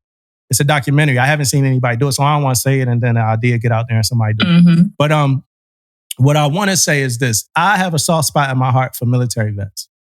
Yeah, all of us, anyone, ones that choose to not have a home. Ones that don't choose to not have a home, every single person. I think we should get everything. I think we should get all the deals. I think we should get whatever. You served our country, and at any moment, something could have popped off, and you would have had to be there in a fight. Right. You know, whether you wanted to be there or not, you'd have had to be there in a fight. You'd have had to fight for our country. You know what I'm saying? And then, of course, stories get weird after that. Some people don't. They run and whatever. But I'm just talking about vets. Now, to compare us to people on welfare, right, to that demographic, that's unfair to a lot of vets. You know, it's unfair to everybody involved, first of all, for somebody that work at the VA to even have that thought. Yeah, that's where I was going. You know, you know, and that shit bothers me, especially because I know the person is a social worker. You know, so that bothers me. And it's a super personal thing, so I don't want to go too deep. It's really personal, but I was just bothered by that. You know, it wasn't for anybody. Everybody know my wife was a social worker. It wasn't her. Wasn't my wife. You know what I'm saying? But you know, that's just super personal, man. I ain't like that. But hey, Damon, man, I'm concerned about everything, man. I'm worried about. I'm concerned about everything that got to do with life. You know, we still, like Angeline's still dealing with health issues. You know, so that's a big thing for us. Yeah. As far as like us trying to get pregnant, you know what I mean? Like I gotta go do like a sperm count thing. So that's happening at some point soon. So we working toward that. She still got her stuff. I would hate to leave. I think I'm gonna be leaving around like a sweet spot of a time that we could be working on getting pregnant. But hopefully me coming home on the weekends, turn it up a little bit. You know what I'm saying? But yeah, I just that's the big thing, man. Like me wanting to have a kid, like 2 commands ago. At this point, that was the first thing I said day one. Like, yo, I'm here. One of the goals of my life is to have a kid. I mean, we a whole nother command and a half later, about to be a whole nother command. That's still a goal for me. So that's a tough spot. That's a tough spot. Yeah. Like I really want to be a father. I think some of the stuff, the conversation I, you know, kind of gave up on having. But that's you know, that part is the biggest part for me. Is like, how is this going to affect that? You know, and I would have been leaving in a year anyway. The homeless thing, or being an RA thing, because we do go to, even if I live on a ship, we go to the yards. I'm gonna have to move off the ship. I'm gonna have to find somewhere to live. Right. But we geo-batching, so I mean, she's still gonna be here. So, you know, traveling. Things like that. I think about our pod too. Like I think about how is it going to be affected, you know, in ways, especially when we start doing deployments and you know, stuff like that. As far as like everything we build in the space for the conversations that we've been having with guests and stuff. I just don't want setbacks. So hopefully the listeners, you know, continue to support, even if it look different or sound different every now and then. Yeah. Like if all of us sound like Tish, you know, like. Every now and then. But yeah, a world of nothing. I tell you what, nothing that got to do with the ship. I'm worried about. Yeah. I'm ready to go there and do whatever it is got to be done. Like I said, I am putting in that command package, and I just think about everything. Yeah. And I don't want nobody to think that because I'm doing that, like that I'm not all in for whatever we got going on the ship. Like, I don't want that to deter anybody. The same way I never want people to think that about because we do the pod. I'm all in for whatever command, that I'm at. I never even want the thing that I want to lead me is my work and my work ethic. Yeah. Like, that's all I ever want to lead me, and that plays into like why I might not have gave that binder to the big pod or whatever. Like that's just not me. Like, if you remember me, you're gonna remember that I was dedicated to whatever duty it was that I had to do at that place and at that time. And that's it. Yeah. So when I go to that command, I want to kill it. I got a PowerPoint. They sent me a PowerPoint of the issues, things that need to get fixed, parts, seller stuff, all types of stuff. They sent me a PowerPoint. Them carriers, bro, they got all that time with their hands, bro. I do feel like I feel like it's not enough people or something. I feel like it's some deeper issues that we need to figure out about this carrier. Like, everything I've ever heard about carriers, this ain't it. And that's every command I go to, Tisha. Every time I go to a shore duty command, the week I get there, they like, oh yeah, we didn't have a duty section. Yeah, we never stood duty. They just started this last week. Every God. command, You're right. every command is. I done heard all this shit about carrier. Oh yeah, Starbucks on there. Boom, boom, boom. This shit sound like it's about to be DDG all over again, man. Like, I done heard carrier so fun and all this. But I swear, every command I ever go to, I'm like, yo, I heard y'all had like a whole ice skating rink over at, they just closed that down. They made that a joint that, we go and take the exam. Yeah. Damn, like, what happened, man? Yeah, so, but they some of my concerns, Damon, man. It's a lot of them. Yeah. It's a lot of them. So here we go. This question, I've been restaurant of the year, right? Restaurant of the year. Let's just say that restaurant of the year is normally decided by which restaurant like performed the best, who voted for restaurant of the year. And then the decision is like made after that at some board or some panel. They get together, they vote for the restaurant of the year. I don't believe that when restaurant of the year is decided or whatever like that a panel of people goes to that restaurant and they like eat there that day. I don't think that happens for restaurant of the year, right? My point might be more clear when I'm talking about like album of the year, right? Album of the year is based off the performance of the album before the award recognition, right? In my opinion, it's based off whichever album was the best album of last year is going to get album of the year. That's it. That the musician or the team that made that album, they don't have to get in front of the panel that's making this decision and like do a new album. You know what I'm saying? Or do something different. Yeah. Movie of the year, right? When you're looking for movie of the year. Movie of the year is based off of everything that's in the past, the movie. And you campaign, right? Artists, right? There's some like things if you know, but artists and filmmakers, they do campaign when they get nominated for these things, but that's like doing press and going opportunities. You scratch my back, I scratch your stuff. But movie of the year, they don't make a whole new movie or stand in front of a group of people and do this movie live to get selected for movie of the year. We could go on. Athlete of the year, like MVP of the season and all of that. It's based off of how they perform during the season. They ain't got to play like a scrimmage game. They don't got to play like a scrimmage, like the top 5 MVP candidates. They don't got to play a scrimmage game to show that, like, yo, I'm really the MVP. No, it's just based off of what you did. But I use all of those examples, right? Because the SOQ, SOY, right? The awards, they're unique to me versus many, and I might have the restaurants kind of messed up or something, but they're unique to me versus most of these other awards because you perform throughout the year. You do what you got to do throughout the year, but then it's like a board, right? And then that board could change the fate of whoever the seller of the year. The board is a big part of deciding who gets this award, right? Yeah. And I know some people might disagree with just me even questioning it, right? But I'm just questioning, like, my question to y'all is, what do y'all think the value in these boards are? And maybe my other question is, why is our process so unique in recognizing the blink of the year versus most other processes when it comes to recognizing the blink of the year? And yes, I stole this topic from a conversation that I had with the senior student. Yeah. Well, I go first, Tish. So first off, I'm going to say this. I kind of agree with you, Domo, first. I'm going to say that first. I kind of agree, but I'm going to play a little bit with it a little bit. First thing I say, we have to eliminate people, right? Because I think all those sailors are doing great things. Like if you put in that position, so like right now it's like 18 of them, right? That makes it now, something like that, right? So we have to eliminate some of them. So part of the elimination process, when you read their package, I guarantee you, if your package made up to this level, it's probably a beast of a fucking package. They probably did a whole lot of great things.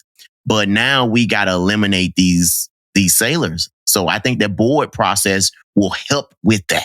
So, and that's it for me. That's all I got is the board process help to eliminate some of the candidates.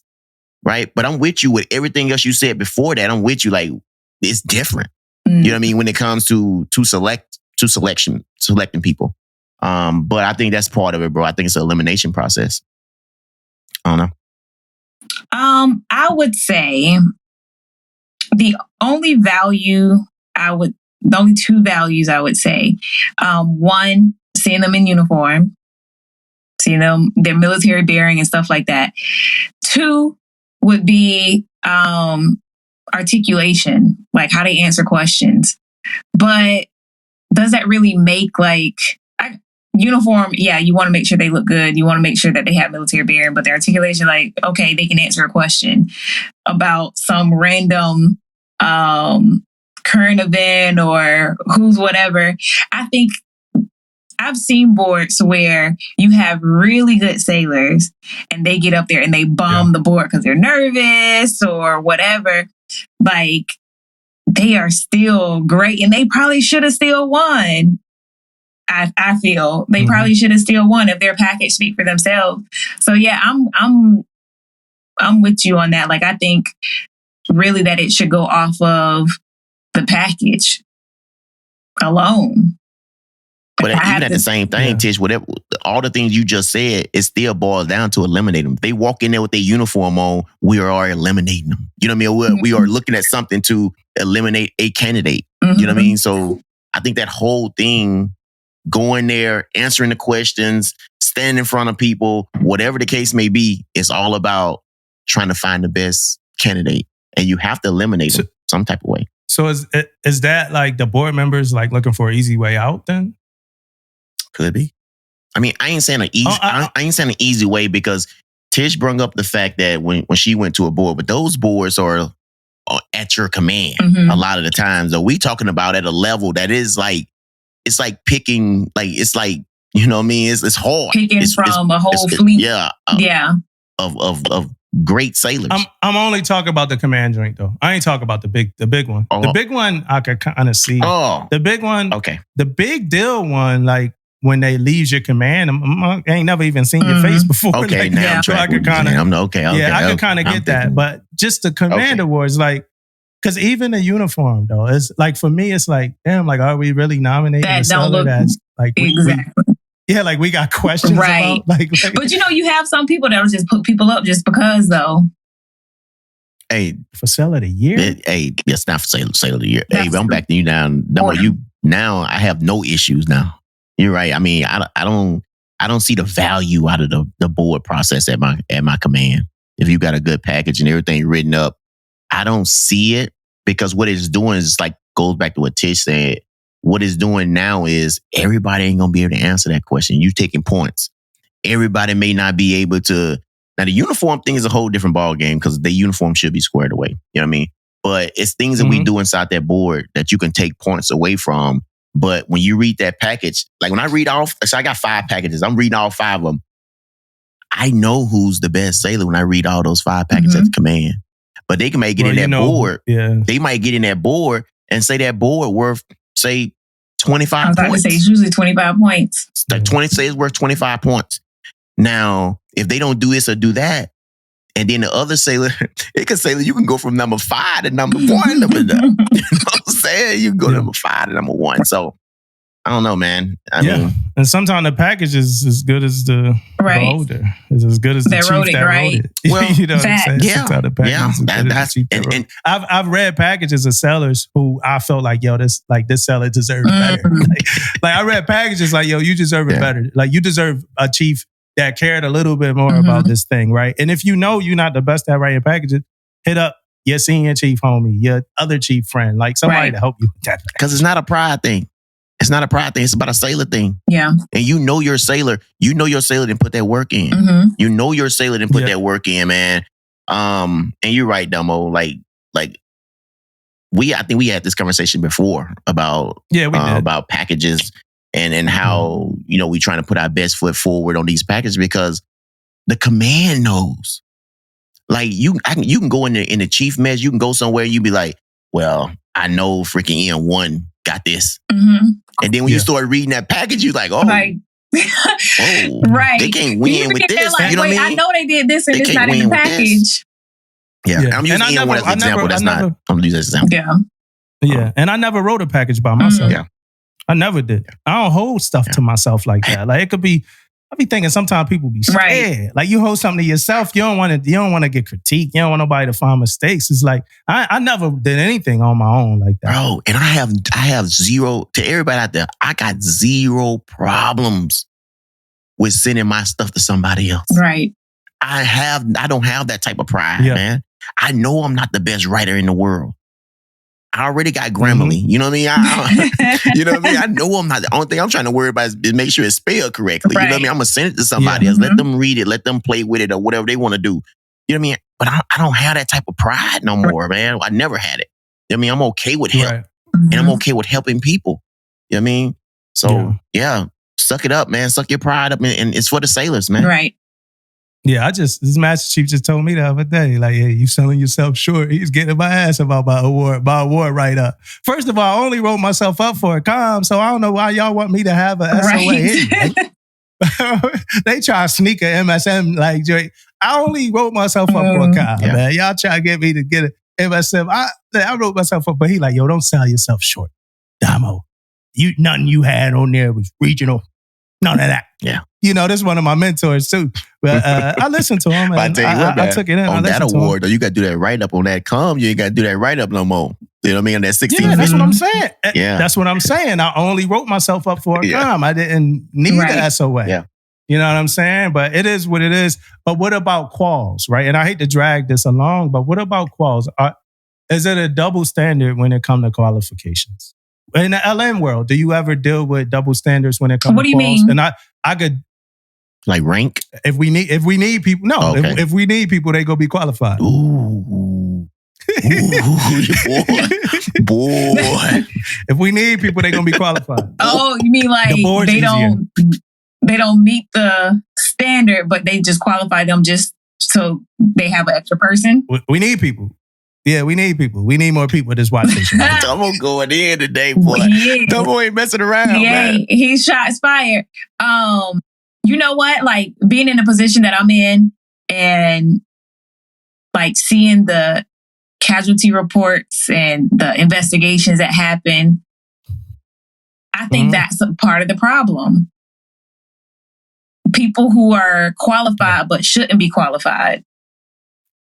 And we need people. So then get them properly trained so they can stand this watch so we can stop colliding ships and they can stop hitting tugboats as they're christening. Really? And a lot of times it's like qual, and then the first thing they want to do is pull their qual. Well, the damage is done now. And you should have been looking at that. Like, how are you training them? How are you keeping them proficient too? So I think it is a double standard, and I don't agree that we should just call people because we need bodies. Well, I'm gonna be real. I done it before. You know what I mean? I'm just gonna be honest with you, man. I done it before, and I knew. You know what I mean? And then sometimes it's like, okay, I know this sailor. They can hold their own. get in the board. The board ain't as good, but you know, I feel like they can hold their own. You know what I mean? Even in my fire marshal quals, I was like, man, this guy can do this. You know what I mean? Or whatever the case may be, guy or girl can do this. We qual them, you know, not that good. You know what I mean? Not that good. So, but you know that though. Yeah. Like in my mind, I'm thinking, and they ain't ready, but they can learn on the job. Yeah. You know what I mean? They can get there or whatever. And to tell you the truth, man, I've been pulled to the side about it. Like, especially when it comes to don't laugh. But about my fire marshals. I'm laughing because I had to pull you to the side about something too. I'm gonna tell you after you say. About my fire marshals, man, I've been pulled to the side, and like I had this one time. I think it was a senior chief told me, he was like, "Hey, bro, and you know," he said, "You know that they can't you know do the job. You know what I mean? I need another person." I'm like, man, I ain't got nobody else. Man. And then I remember telling them, "Hey, Dumbo," I remember saying, "I'm gonna work with him. I'm gonna work with him, man. I'm gonna work with him." Like, but yeah, Dumbo, it is, man. It's a double standard. You right. When you need somebody, you don't like. Say for example, I'm in 6 sections, right? I'm using DC because that's what I relate to. I'm using DC, right? I got 8 candidates for fire marshal, right? I'm going to pick the best 6 to be the fire marshal, right? Yeah. But if I got it in a spade terms, if I got 4 and 3 possibles, you know what I mean? 4 and 3 possibles, man, I got to do what I got to do, right? You know what I mean? Yeah. So I picked the best ones that I think that can handle it, but I know they ain't like ready. Mm-hmm. So man, when you need sailors, I tell you what, people out there are going to talk shit about me. But when you need sailors, I bet you're going to be thinking twice when that shit go down. I can tell you that right now. Say what you want. Standing on it. Look, I'm crying, right? I'm crying because I'm thinking about doing in-serve checks, right? They even had me doing in-serve checks with one of his guys, man. It like, all love to the guy. Like, God, I love the guy. I respect him, all that. He's one of those dudes that you knew, you know, he wasn't always a DC man. So, you know, he wasn't as proficient as the rest of the DC men yet, because he's still learning. I know you. So I asked him before we started, I was like, yo, you know what you doing? You know? And we joke around like that in the department. I'm like, you know what you doing, man? He's like, yeah, chief, I know. This is when I was a chief. I gotta say this when I was a chief when I tell these stories, because like people they get weird. But so he was like, yeah, I know. I was like, you sure? He's like, yeah. So we start doing the in-serve check on like secondary drainage, right? And I just told this story on the pod before, so I ain't gonna get too deep into it. We go to the space. We go in a berthing. It's a berthing, man. And so, some of those valves, they in the overhead, right? Am I correct? Yeah. All right, yeah. So we go to the berthing, man, and he find the first valve. And he find the second valve. But we get to that third valve, yo. It's in the overhead. This dude, he just looks up like this. For like, if we wasn't on a pod, I could really, it was like 45 seconds. He was looking up. He just couldn't find that valve. Right? So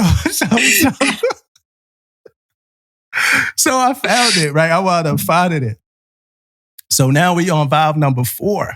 We walk about 10 paces. Yeah, them first couple, huh? He looked up again, like for like 45 seconds. He like, yeah. So we call the DC2. We call like the DC2, and that's like, you know, the Navy, like now the DC2 the man, because the last DC2 left. Yeah. So now this DC2 just gotta be the man now, right? So we call him, and he get it, you know, the young seller pep talk. You know what I'm saying? They talk for a little minute, and I'm like, yo, you got him? You know, we all, like I said, we good. It's like a fan, kind of, we like family, you know, engineer. Like, take care of him. Boom, we good. So DC2 leaves.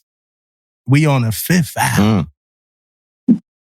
Puts his head in the sky. He looks up for like, I know exactly who you talking about too, boy. I said, hey, man, I'm out. You know what I'm saying? Come back. And I felt bad because it's an in-serve check. I don't want to leave. Like I'm trying to be here and support you. I said, I'm gone. Come back when you're ready. Yeah. You know where I went after that? Talk to me. Straight to Damon. I said, hey, David, man, I'm down there with your guy, man. And he ain't as proficient. You know what I mean? He ain't as proficient as he supposed to be, man. You know what I'm saying? But that's one of my funniest, like, it's one of you had to be there moments. That's like one of my funniest experiences in the day. I remember. He was dedicated to finding and shit. Like his hand hit that overhead. Like me, I'd have been like, yo, I got this chief behind me.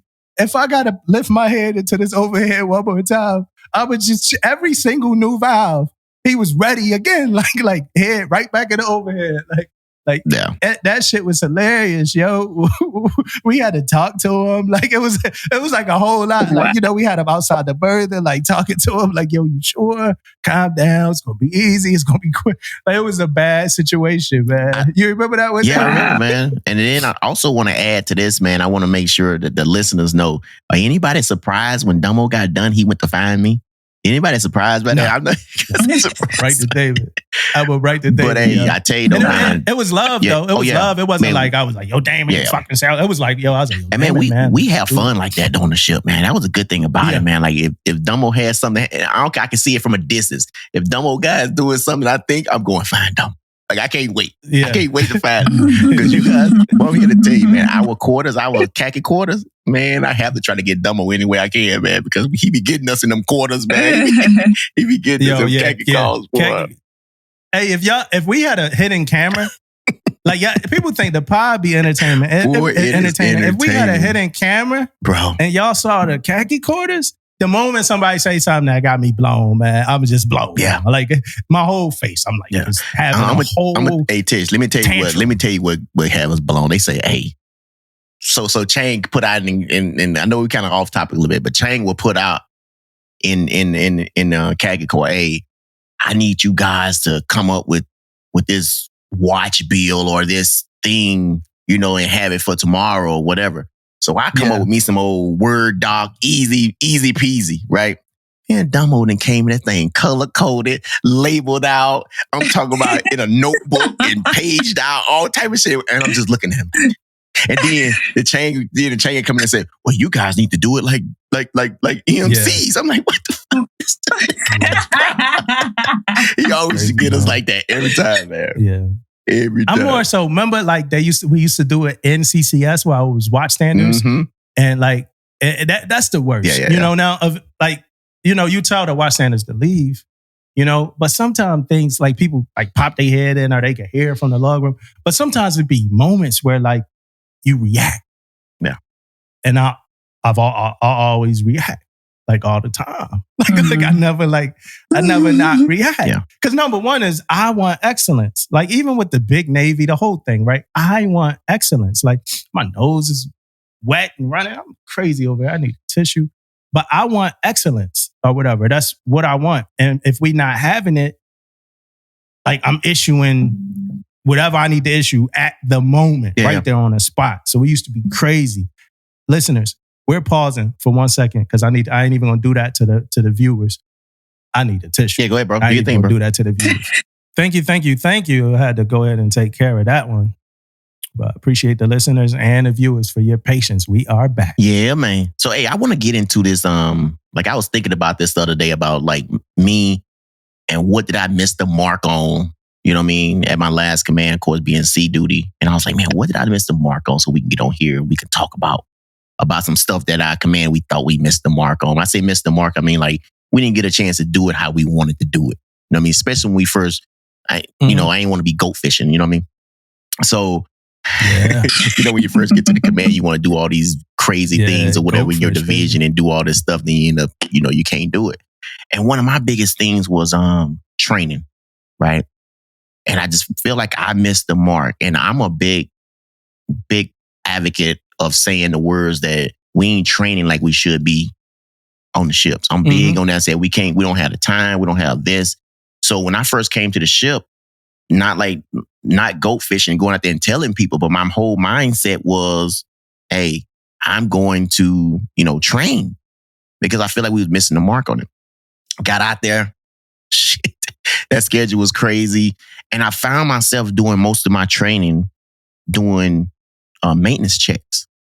You know what I mean? Because most of my jobs is like, you know, when they doing these checks and stuff, talking to them about them and things like that. Yeah. But divisional training, well, I'm saying I think I missed the mark at like every morning or every once a week or whatever, having quarters, and after quarters we do our training. We did it sometime, but I always felt like I missed the mark on training, and I'm here to tell it. And I see it when I go out there to the fleet. That's why, I was thinking about it, because I see it out there. I can see DC2s and DC1s not where they should be at. And it's because some of it, and I'm not even blaming the chief no more, because the schedule is crazy. How you going to get that time in and all this stuff, man? But times have changed. It started in boot camp. Shit changed on how they train there.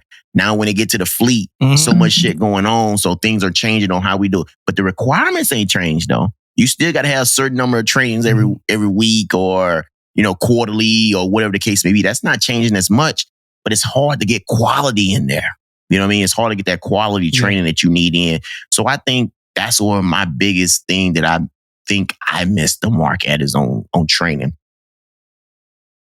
Well, on your topic, right? My question to senior leadership, when I say senior leadership, now I'm talking about command triads, right? So if you command triad and you listen to our podcast, if you had a chief, senior chief, whatever, LCPO, come to your command and pretty much proclaim or say, hey, and I'm asking this because this is something that I want to do at my next command.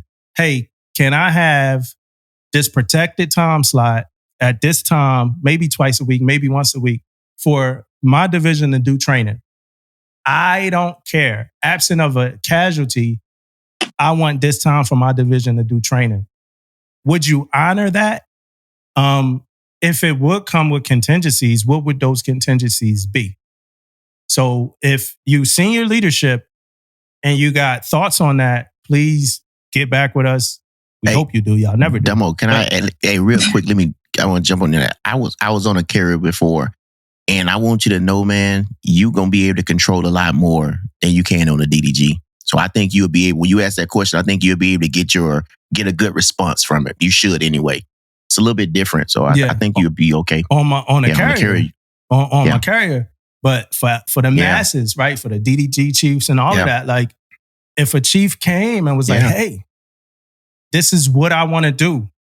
Well, it's a deficiency here. Like I looked at my PowerPoint and I see where they need more level of knowledge training and shit like that. I need level of knowledge training too. Like we need to sit together. We need to kind of learn and figure out resources and stuff like that. Yeah. Can I have Wednesday mornings between 10 to 1100 protected for divisional training? Can I have that? No. You know what I'm saying? That's good, man. I like to hear some good answers on that, man. Yeah. Yeah. What's one of your regrets from your last C-duty command, Teach? So we talk about choose your rate, choose your fate, right? So I don't have a whole lot of C-duty experience. I've actually never been ship's company, which I feel like that's, and it wasn't, well, I would say that's my miss the mark, but I never had the opportunity. I tried to create the opportunity every chance I get, but because of my rate, the way my rate is set up, it's hard for us to get to see. I even tried to get to see for my last tour, and I was in limbo for like 3 months as they were trying to find something. But because I was planning to retire, and I was honest, like, yeah, I'm gonna retire. They were like, well, we can't find nothing for you, so we're just gonna keep you there. But I feel like, as I'm retiring, like I actually question, like, do I want to retire without ever having been ship's company? I actually considered like staying in and going to a ship, because I feel like that's a big, like, how can I say I've been in the Navy and I've never experienced like the gutter of the Navy? I felt like I needed to experience the gutter, like the watches, the good and the bad, do that affect? Because it all builds character. I got a question for you. Again? Did that you think that affected your you making senior chief of not going to a ship's company? Yes. For us, if you have to be like on a carrier, because we only get on carriers, chiefs. Yeah. That's the only ships we get on. So there's only so many carriers out there. And then I had an EFMP, so I was limited there as far as where I could go. My goal has always been to retire at 20 anyways, but had I gotten to a ship, I may have considered staying a little bit longer, honestly. Because the time that I did spend on the ship, like, I loved it. Like, best time, the most career enhancing. Like, really, I put on Chief by being embarked on ship, on BHR. So shout out to BHR, rest in peace. But yeah, like, I feel like that's really, like, and it's a little spin on missing the mark. I know that's not exactly what we're talking about, but it's something that I feel so strongly about. Like, if I miss something in my entire career, like sea duty, like, I want my own sea stories. Yeah. And I have some, but like, I can't really relate to, like, you know, I've lived the posh Navy life. I really have, but it's a regret of mine. Most people try to avoid sea duty, and maybe I'm not trying to avoid it because I don't know the horror of it. It just seems like it's just all good. Like, people talk shit about it, but they also got some of the best stories in their life, and some of the best things happened when they were on the ship on deployment or whatever. So yeah. For me, it was a couple times that I forgot.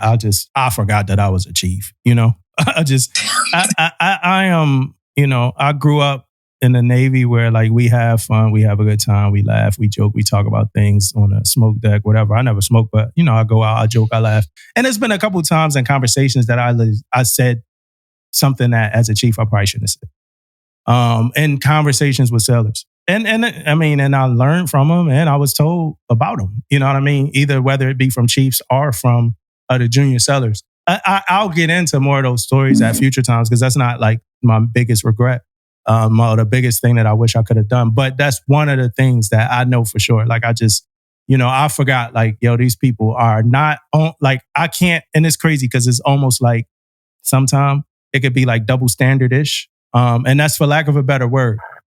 But like, people want you to be this and want you to be that. But it's like, when you get up in front of your command and you say, clap your hands like we had a strip club, it's a whole different story. It's funny, yo, Mick Pond brought that up when I was with him. He brought that story up. I want to see his face when he bring it up, though. He's talking about that. But it's just like, yo, you can't joke the same way you would joke with such and such and such and such. You know, that's one of my things I get self-conscious about, even when we do the pod. Like, you know, and we get motivated, and you get Dean told us what he told us. And it's good, but sometimes I think, like, damn, like, you know, we just talking regular, you know, and is it any type of being exposed in a way? Sometimes I think about that. Then sometimes it's like, hey, I'm going to just be me, you know? But now on that shit, you got to be careful, because a lot of what you say,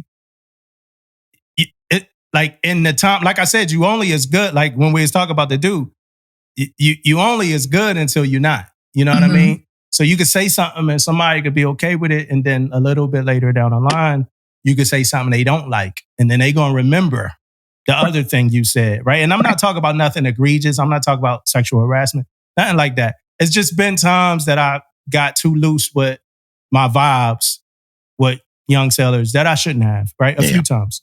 But that's not, and it don't got nothing to do with like flirting with women or nothing. I don't do shit like that. But it's other conversations. But I don't want to get, that ain't where I want to go. What I want to go is, Damon, man, I never finished the kill cards. That for me, that's the biggest regret. I even like hit up, I think we talked about on a pod, I hit up my, the EM that relieved me later after, like I was just killing myself about like not completing these kill cards. It's just hard. Just I was on a ship for 3 years and I could not complete these kill cards. So that's the one thing that I feel like I left on the table. And it was a burden. Well, I looked at it like I got over this. Damon helped me, the listeners helped me, whatever. But like I looked at it like it was a burden for my relief, because he had to come into a ship without kill cards. But I completely like minimized everything that I had to do because I was thinking about that. You know what I'm saying? Like everything that I came to and having to do, a ship that was recently commissioned and the things I had to do, I completely diminished it all because of the one thing that I regretted like leaving on the table. Yeah. Right. You know what I mean? I got others, but that's the biggest. Hey, bro, I know, I know because we was always talking about those kill cards, and for the listeners too, kill cards is like in a space. We have different spaces on the ship, and kill card is like if something happened in that space, how we're going to kill the power, how we're going to kill certain things to certain pieces of equipment. That would kill card mean. But yeah, bro, I understand that, man. Turning it off for the super civilians, turning off the power. for the super, you know, the super civilians, like what they mean? Kill. Yeah, I know, right? Turning off the power. Turn off power, not people. How are we gonna turn the lights off in the machine? That's what it is. I want to get a little bit, man, on accountability, man. Like a little bit. I'm not gonna get on no soapbox about it or nothing like that. But he about to get on a soapbox. No, I'm not gonna get on it. I'm not gonna get on it, man.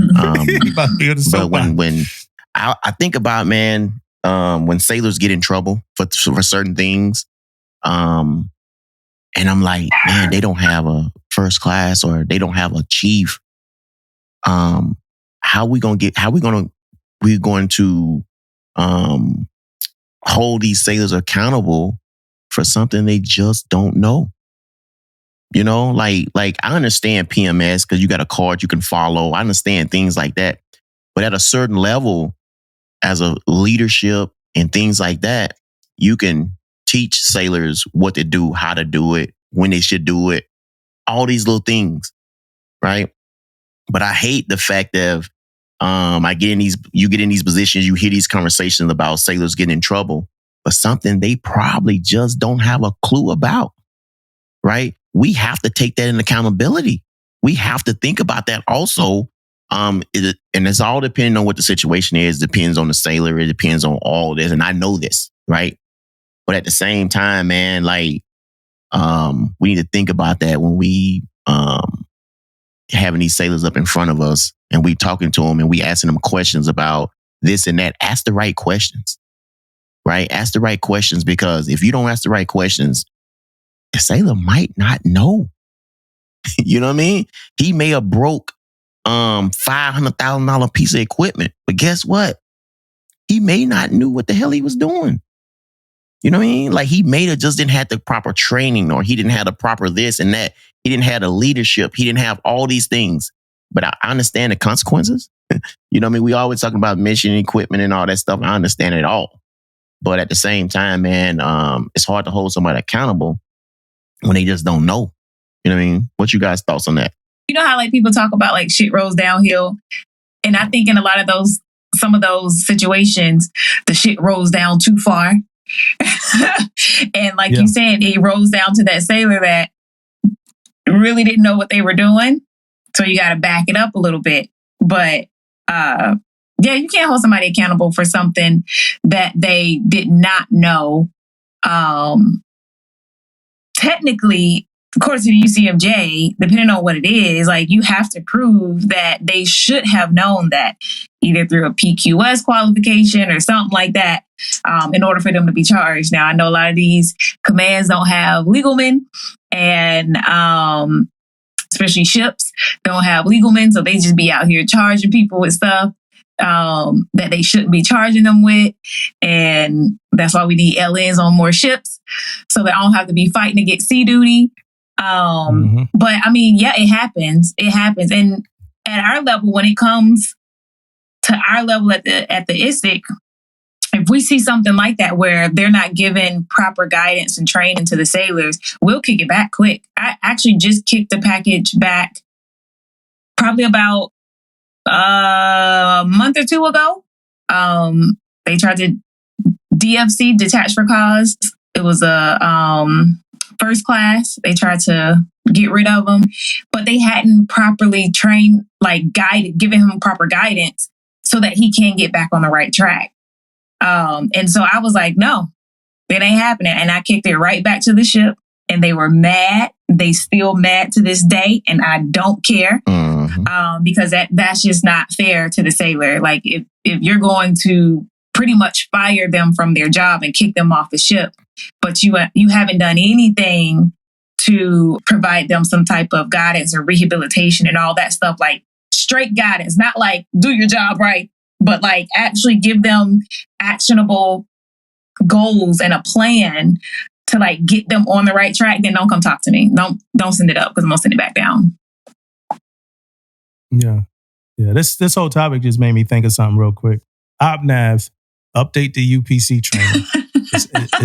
Is this your do it's better? obsolete. It's obsolete. The information on there is old. We're using WebDTP. We're not using NDSP.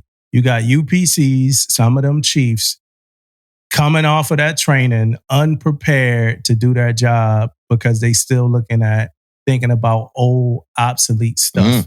They're going to first classes, second class assistant UPCs, and they saying we should be doing this and we should be doing this because they looking at a training that's obsolete. And then they need people like me to say, hey, your first class is right. Your second class is right. We should not be mailing out 2624s when we send out the samples. So update the training. Don't be lazy. Y'all updated the instruction now. It's time to update that training. I love y'all. Y'all took care of me a lot. Y'all OpNav people, y'all took care of me a lot. I gotta get on y'all ass a little bit. You know what I'm saying? Gotta get on y'all ass. Right. Why does the Navy do that though? Like so quick to put out guidance to change a policy without changing every aspect of it. The foundation, right? Yeah. Right. You at the tip top.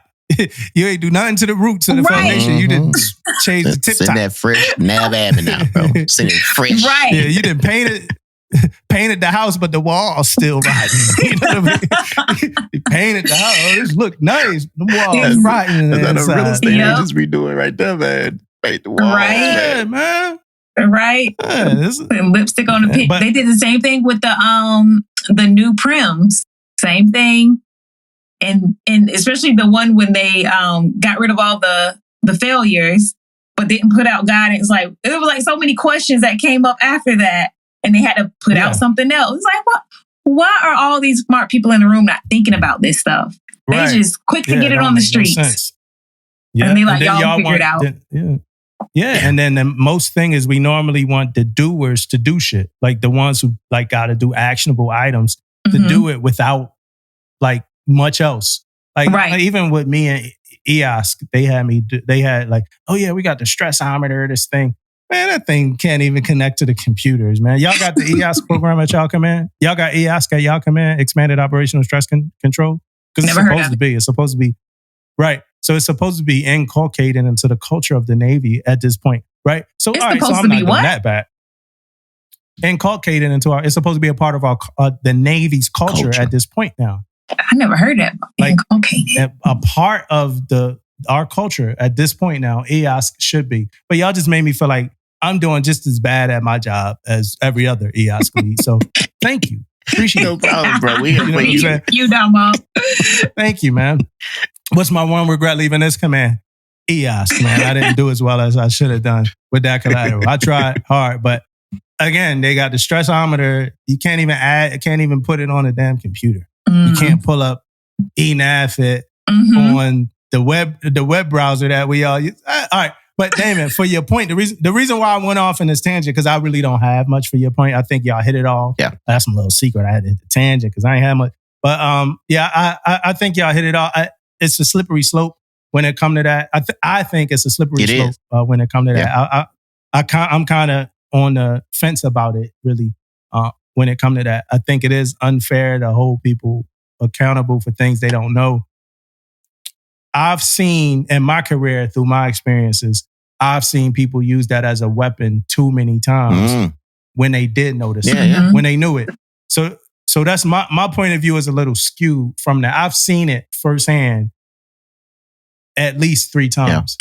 You know, people say they didn't know something that I know that they knew. Right. You know, and more than just me knew that they knew. So it's a slippery slope there, but y'all hit all the good points with that. Y'all hit all the good points with that. One day we're going to come in here and talk about topics that nobody can ever talk about on a podcast, right? It's a couple. Yeah. You know, one of the topics that we talk about a lot is like nasty guys who sexually harass, sexually assault, and stuff like that. A topic that you can never talk about is people who make up false allegations against people that do shit like you can't talk about that type of stuff. You go get in trouble. You get in trouble. But it's another one or two. I forgot the other one. There's another one that you cannot talk about. But I'll think about it. But one day we're gonna do it with a professional, so we don't get in no trouble. But that's that right there. You hit a nerve right there, because I'm with you on that. Yeah, it's a double-edged sword with that topic. And I saw it happen on my ship. I saw somebody actually got raped on the ship. And then right after that, it became this thing. A lot of accusations. Most of them could have been true.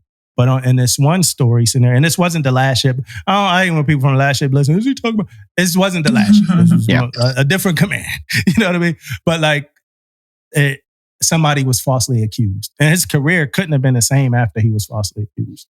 You know? So it was a real situation, then it was a false accusation. You know?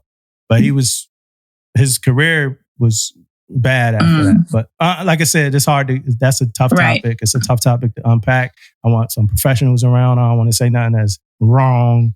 But this week, as I was walking the Micron around, the TV was on. And what was on the TV on Monday morning was about an 84-year-old who shot a 16-year-old through his door. He shot him through the door, right? He shot, and we don't got to go too long with this because it's not a military topic, but it's a serious topic and it's something that we should be talking about. And I can't lie, if I was on a ship, this is a current event, I probably would have said something about this in the morning. I probably would have brought this up in the morning to my division. In some kind of way, not like just preaching about it or something, but some kind of way, just about the world we live in. Because it's not like an isolated incident, especially this week. But the cheerleader, the lady who turned into the wrong driveway. Like this thing is getting kind of crazy. But in this first story, you know, he shoots him through the dude. He just went to the wrong street. Like same name, but it was the designation was different, right? Like street, terrace, something like that, right? So he went to the wrong street. He got shot in the face through the door by the older guy. And then the dude, from the story I know, I ain't read too much on it. He came outside, sat over top of him and shot him again. You know, and luckily, you know, by the grace of God or whoever it is that you give that type of credibility to, this kid is still alive. Crazy. You know what I'm saying? Luckily, this kid is still, you got his name down. Can we say their name? Can we say their names? Well, I don't see why not. The older guy name was Andrew Lester. And the kid that was shot name is Ralph Yole. Okay. Ralph Yole. Yeah. So Ralph Yole. Yeah. It's crazy, man. And I hope he come back to I hope he recovers to the best that he can, man. Yeah. So and one of the things that I like that it seemed to be they didn't even talk or anything in this whole thing, right?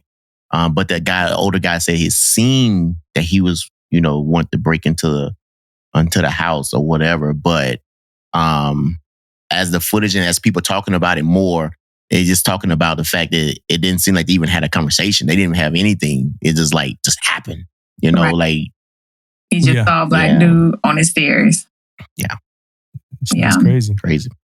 Yeah, it's crazy. Did you see the interview with the grandson? I heard about it. I heard he said his grandpa is racist. Yes. He sure did. He kept it all the way real. He was saying that he stands beside, what's his name? Ralph Yule? Yeah, he said he stands beside him. Yeah, he was just like, you know, it happens too often. And he said that he started to be very conservative over the past 5 years. And he said he was a big Trump supporter. And so he just started to ramp up with that group. And so he's like, I feel like it got worse. And his demeanor and like the things that he would say towards minorities just got worse and worse. So did he ever say he was racist, or he didn't say those words? Because if he didn't say those words, I don't want to say those words. He said He has said racial things or something or another. Yeah. Okay. All right. Yeah, he actually said that he said stuff like that. So, and his views on minorities and how he vocalized it, he just became more and more vocal. And he would just sit there and watch the news and just formulate opinions. And so, yeah. Yeah. I gotta, this is a kind of controversial topic, I guess. What's y'all thoughts on guns? Well, my thoughts have changed over the years. At first, I had thoughts of like I never had a gun, right? You know, and I've been shooting guns because of the fact I went to security and I've been doing all that stuff. And back in Mississippi, everybody got a gun, you know? Yeah. But I never had one. But now, man, like in the last probably 5 years, man, I need to get one. You know, like I feel like I need one now more than ever. Yeah. So that's kind of my thought. My thought process that like, I never thought I needed one, but I always wanted one just to have. But now I'm more like, man, I need a gun, you know? And it's a lot of stuff going on, man. Like in the world, man, I seen videos, man, like people road raging and waving the gun. You know what I mean? Like it's just so much stuff that's going on right now. Yeah. Road rage is crazy. Yeah, right there's a lot of stuff going on, man. And I feel like I need one. I need a gun, man. Right. Yeah. What about you, Tish? Yeah, I feel like in today's world, you need to be strapped. Yeah. Because even like if they change the gun laws, take away the guns, the bad people still going to have them. Right. I just think that we need to do a better job of making sure that we're having the guns in the right hands, the responsible hands. But like the government, and this is my conspiracy theory, the government put the guns on the streets. Yeah. They put them out there. They put them in the wrong hands. And now this is what we're dealing with. And the way they want to be so lackadaisical on the gun laws, it's like you see all of this that's going on, but you still want to protect the right to bear arms, but at like whose expense though? So I would only want it for like protection just because the world is like crazy right now. If it wasn't this crazy, then I would be like, yeah, that's cool. Like other countries they have very strict gun laws or no guns, no weapons or whatever. And I feel like they do a better job than what we like. Their violence rates are a lot lower than ours. I don't know the numbers or anything, but it's like we just doing it all wrong over here in America. Yeah. My mom told me that she walked to the wrong car. This was before the cheerleader story came out. But my mom told me that she had walked to this, but this was recent. She said she walked to the wrong car the other day or whatever. And I mean, the people, you know, they was like, yo, that ain't the car. It's the, you know, but that's a small mistake. Mm-hmm. You know, it ain't worth dying. Yeah. Right. Right. Like sometime the Uber Eats goes to the wrong house. Mm-hmm. My Uber Eats go to the wrong house. Or I get mail to another. Mm-hmm. You know how like careful that I'm trying to be when I'm going up to that house, either to get my food or drop off their mail. Like I'm like super careful now. Because I know everybody got a Ring camera. Yeah. Right. But then I also know mostly everybody got a gun. Right. It's like, damn, I don't want to die just because I'm trying to get, you know, my lobster roll from off the step. Like, I don't need to die for that. Right. You know what I'm saying? A big issue I have, right? It don't have much to do with guns, gun laws, or nothing like that. My big issue is this, though. Like when we have a school shooting or things like this, a mass shooting, things like this. If you really, like from what I see in the media and on social media, we have a big conversation about guns and gun laws, right? You got us, this side over here that wanted more strict gun laws. You got this over here that say it's not the guns that's killing people, it's the people with the guns that's killing people with no reason to get more strict gun laws, whatever. You got these two sides bickering, right? And we completely lose the fact that like, we don't want to see kids die in a school, right? That's what we don't want to see, right? So how can this side, the people that don't want guns, and these people that do care about guns and want guns, how can we meet in the middle and put away that issue and focus on the issue at hand? Mm-hmm. Is that we don't want any more schools to get shot up. Right. What's the happy medium there or whatever? I hate that the conversation quickly goes to like guns and gun laws. Like we completely go away from the issue at hand or whatever, right? If I was an 84-year-old man, would I have a gun to protect myself? Yes, I probably would. a would-be criminal come to my door or whatever like that, I want to be ready. Now, is that it's a lot of truths in this conversation, right? Mm-hmm. Is that kind of an old age where like, your thinking, your movements and some things might not be as on point as that. That's just a natural fact, right? So some of those things, but it's like, you still want to be protected. And if that's how, you feel protected, that's how you feel protected. Now, do you just go off shooting any kid that, come to your door or whatever? Like, it's just a big, because I know it's some people that just like, oh, this kid just, he just was at the wrong place at the wrong time. I know it's probably some people that think that, but with this guy's grandson coming out saying like, nah, this dude, this is something that he like, that he probably feels good about or whatever, or he been wanting to do. And it's like, it's just a weird, time in this world where you got to argue shit that I don't think you should be able, we should even be arguing like, fuck guns. Yeah. Right. Like, I'm not even like, what about school shootings? How do we stop them? Right. It's like, oh, 6 kids just got shot. Let's stand outside the school and argue about the gunman, the shooter. No. And now there's this whole thing about like the gender of the shooter that people want to now fight about. Like, don't none of that matter. Mm-mm. What matters is the victim. Like, we get away from the victims. So, and that's my stance on guns and gun laws. Yeah. I think you should have them to protect yourself. I do. I'm for guns, but I'm also for making sure they ain't in the hands of the wrong people. I don't think the cheerleader would have gotten shot or maybe even hurt if the person didn't have a gun. I don't think she definitely wouldn't have got shot, but I don't think she would have got hurt. The person probably would have pushed her off the car or told her that they were in the wrong car. Yeah, that's crazy. I mean, now this person probably got some marbles loose, just crazy person, but this person could have felt threatened. Who knows like the story, but she might still be alive if this person didn't have a gun. Right. That's a two-part issue. Mm-hmm. That's a person and that's the fact that they had a gun. Right. You know what I'm saying? So that's not, for me, it's not just guns that kill people. Yeah. I mean, it's the people. That's a two-part thing right now. In my opinion. Old dude, if he didn't have a gun, it probably would have been a lot harder for him to shoot that 16-year-old kid like that. The lady who backed up in the person driveway. I've done that before too, backed in somebody's driveway because I was lost and I had to get turned around or whatever. Mm-hmm. The lady who did that, she might be wherever she was trying to be. Did she get killed? Did she die? I think she did. She died. Yeah, she died. She might be wherever she was trying to be if that person didn't have a gun. Right. Even if that person had a knife and they ran to her car, she probably would have been out of there. She would have been, you're right. By that time. So for me, it's a two-part thing, but that's just me in my opinion. Yeah. And I think the politicians do a horrible job when it comes to trying to be too far left and too far right because it's a power struggle. Like it has nothing to do with them in the conversation. It has nothing to do with the people and the victims. It's all a power struggle. And that's what like kills me about how it's like cat. just throw the whole all the politicians away. Yeah, and let's just get somebody who cares about goat fishing. Those politicians goat fishing. Exactly. It's cat. It's all cat. All cat. A lot of people, people that's tweeting, social media, a lot of people, it's all cat. Mm-hmm. They just saying what they think people going like. Right. For views. The vote. And the vote. And for the votes. Yep.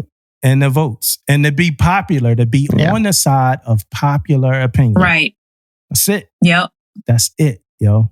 Yeah, man. All right. Let me get to this book. So, we had a guest on our podcast, retired Navy SEAL, 27-year Navy SEAL Master Chief Stephen Drum.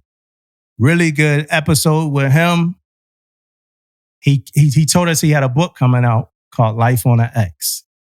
He released the book, and I got the paperback book, but he just put the audio book out this week, right? So for everybody that dropped the paperback book, I can't front y'all. When I show pictures on Instagram with paperback books and stuff like that, I'm goat fishing. Yeah. I'm not going to read that shit. I do audio books. I'm going to do the audio book. That's why I'm always like, yo, I can't wait. When the audio book coming? But I'm going to buy your book because I'm supportive. I'm going to buy your book. You ain't get no PTSF merch, but I'm going to buy your book because I'm supportive.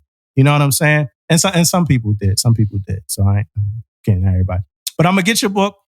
So I got his book and it's been sitting on my table for the longest. And he came out with the audiobook and I finished the audiobook. It's like a 4-hour audiobook. It's a guide. It's a guide though. It's a guide to life on the X. It's like a book written about warrior toughness. It's really for a first book from Stephen Drum after talking to him. It's the perfect first book from Stephen Drum. It ties in some sports experience with some Navy SEAL experience with some General Sailor experience all together. And it's like, it's almost like a guideline to warrior toughness, to being able to live on the X, to being able to show up in those moments of like extreme pressure and things like that. It's a guideline. It's step by step. He got action items. He got things you should do. And then he put all this into like, one of his stories is like going on vacation with your kids or whatever. And then he used all the action items into like, all right, what's the task at hand? What's the things that could get, in the way of the task? What about the plan? So you talk about you plan to dive and you dive the plan. That's something that SEALs say. Stuff like that. But it's a good one. It's a good book. It's more like a guidebook. It's not the kind of book that you read one time, and it's actually, for me, it's not like an audio book. Well, I'm going to get into this in a second. But it's not the kind of book that you read one time. It's a book that you need to sit with. You highlight it. You actually use it. It's a book it's a book to use, not a book to read. Got it. Before his book, I read another book. I ain't going to get into the other book. But before his book, I read another book. I'm going to tell y'all something about these audio books. If your audio book, got points in there where you need people to stop and do things, I'm not doing it, man. I ain't doing that shit, man. I'm not doing it, man. Oh no, pull out a whiteboard. I'm at the gym. I'm not doing that shit, man. You know what I'm saying? Just let me get through the book. If it's a part like that, I can't get down. You want me to do breathing techniques? I'm in the car, dog. I just read a book, great book, life-changing book, but a couple spots in this book, right? And I'm going to talk about it in probably the next part. But a couple spots in this book, he wanted me to do things. I'm not doing it, dog. You might as well go to the next person, man. I ain't doing none of that shit. And if I'm not gonna have a life-changing experience because I ain't do it, then I guess that's why I'm in the boat that I am right now. Just filling out an application to be a damn artist. No more, you just giving them a heads up. That's all you're doing, bro. Just give them a heads up. Yeah. It's not happening. That's all. It's not happening. It's okay. It's not happening. Yeah, so they don't put it in their next book. Yeah. Well, man, it's a good episode. So everybody out there, enjoy your weeks. Enjoy your weeks. It's getting warm now. Yeah. We got our light colors on. We ready to go. It's getting warm. Enjoy y'all weeks. I love y'all. Yeah. Mississippi, stand up.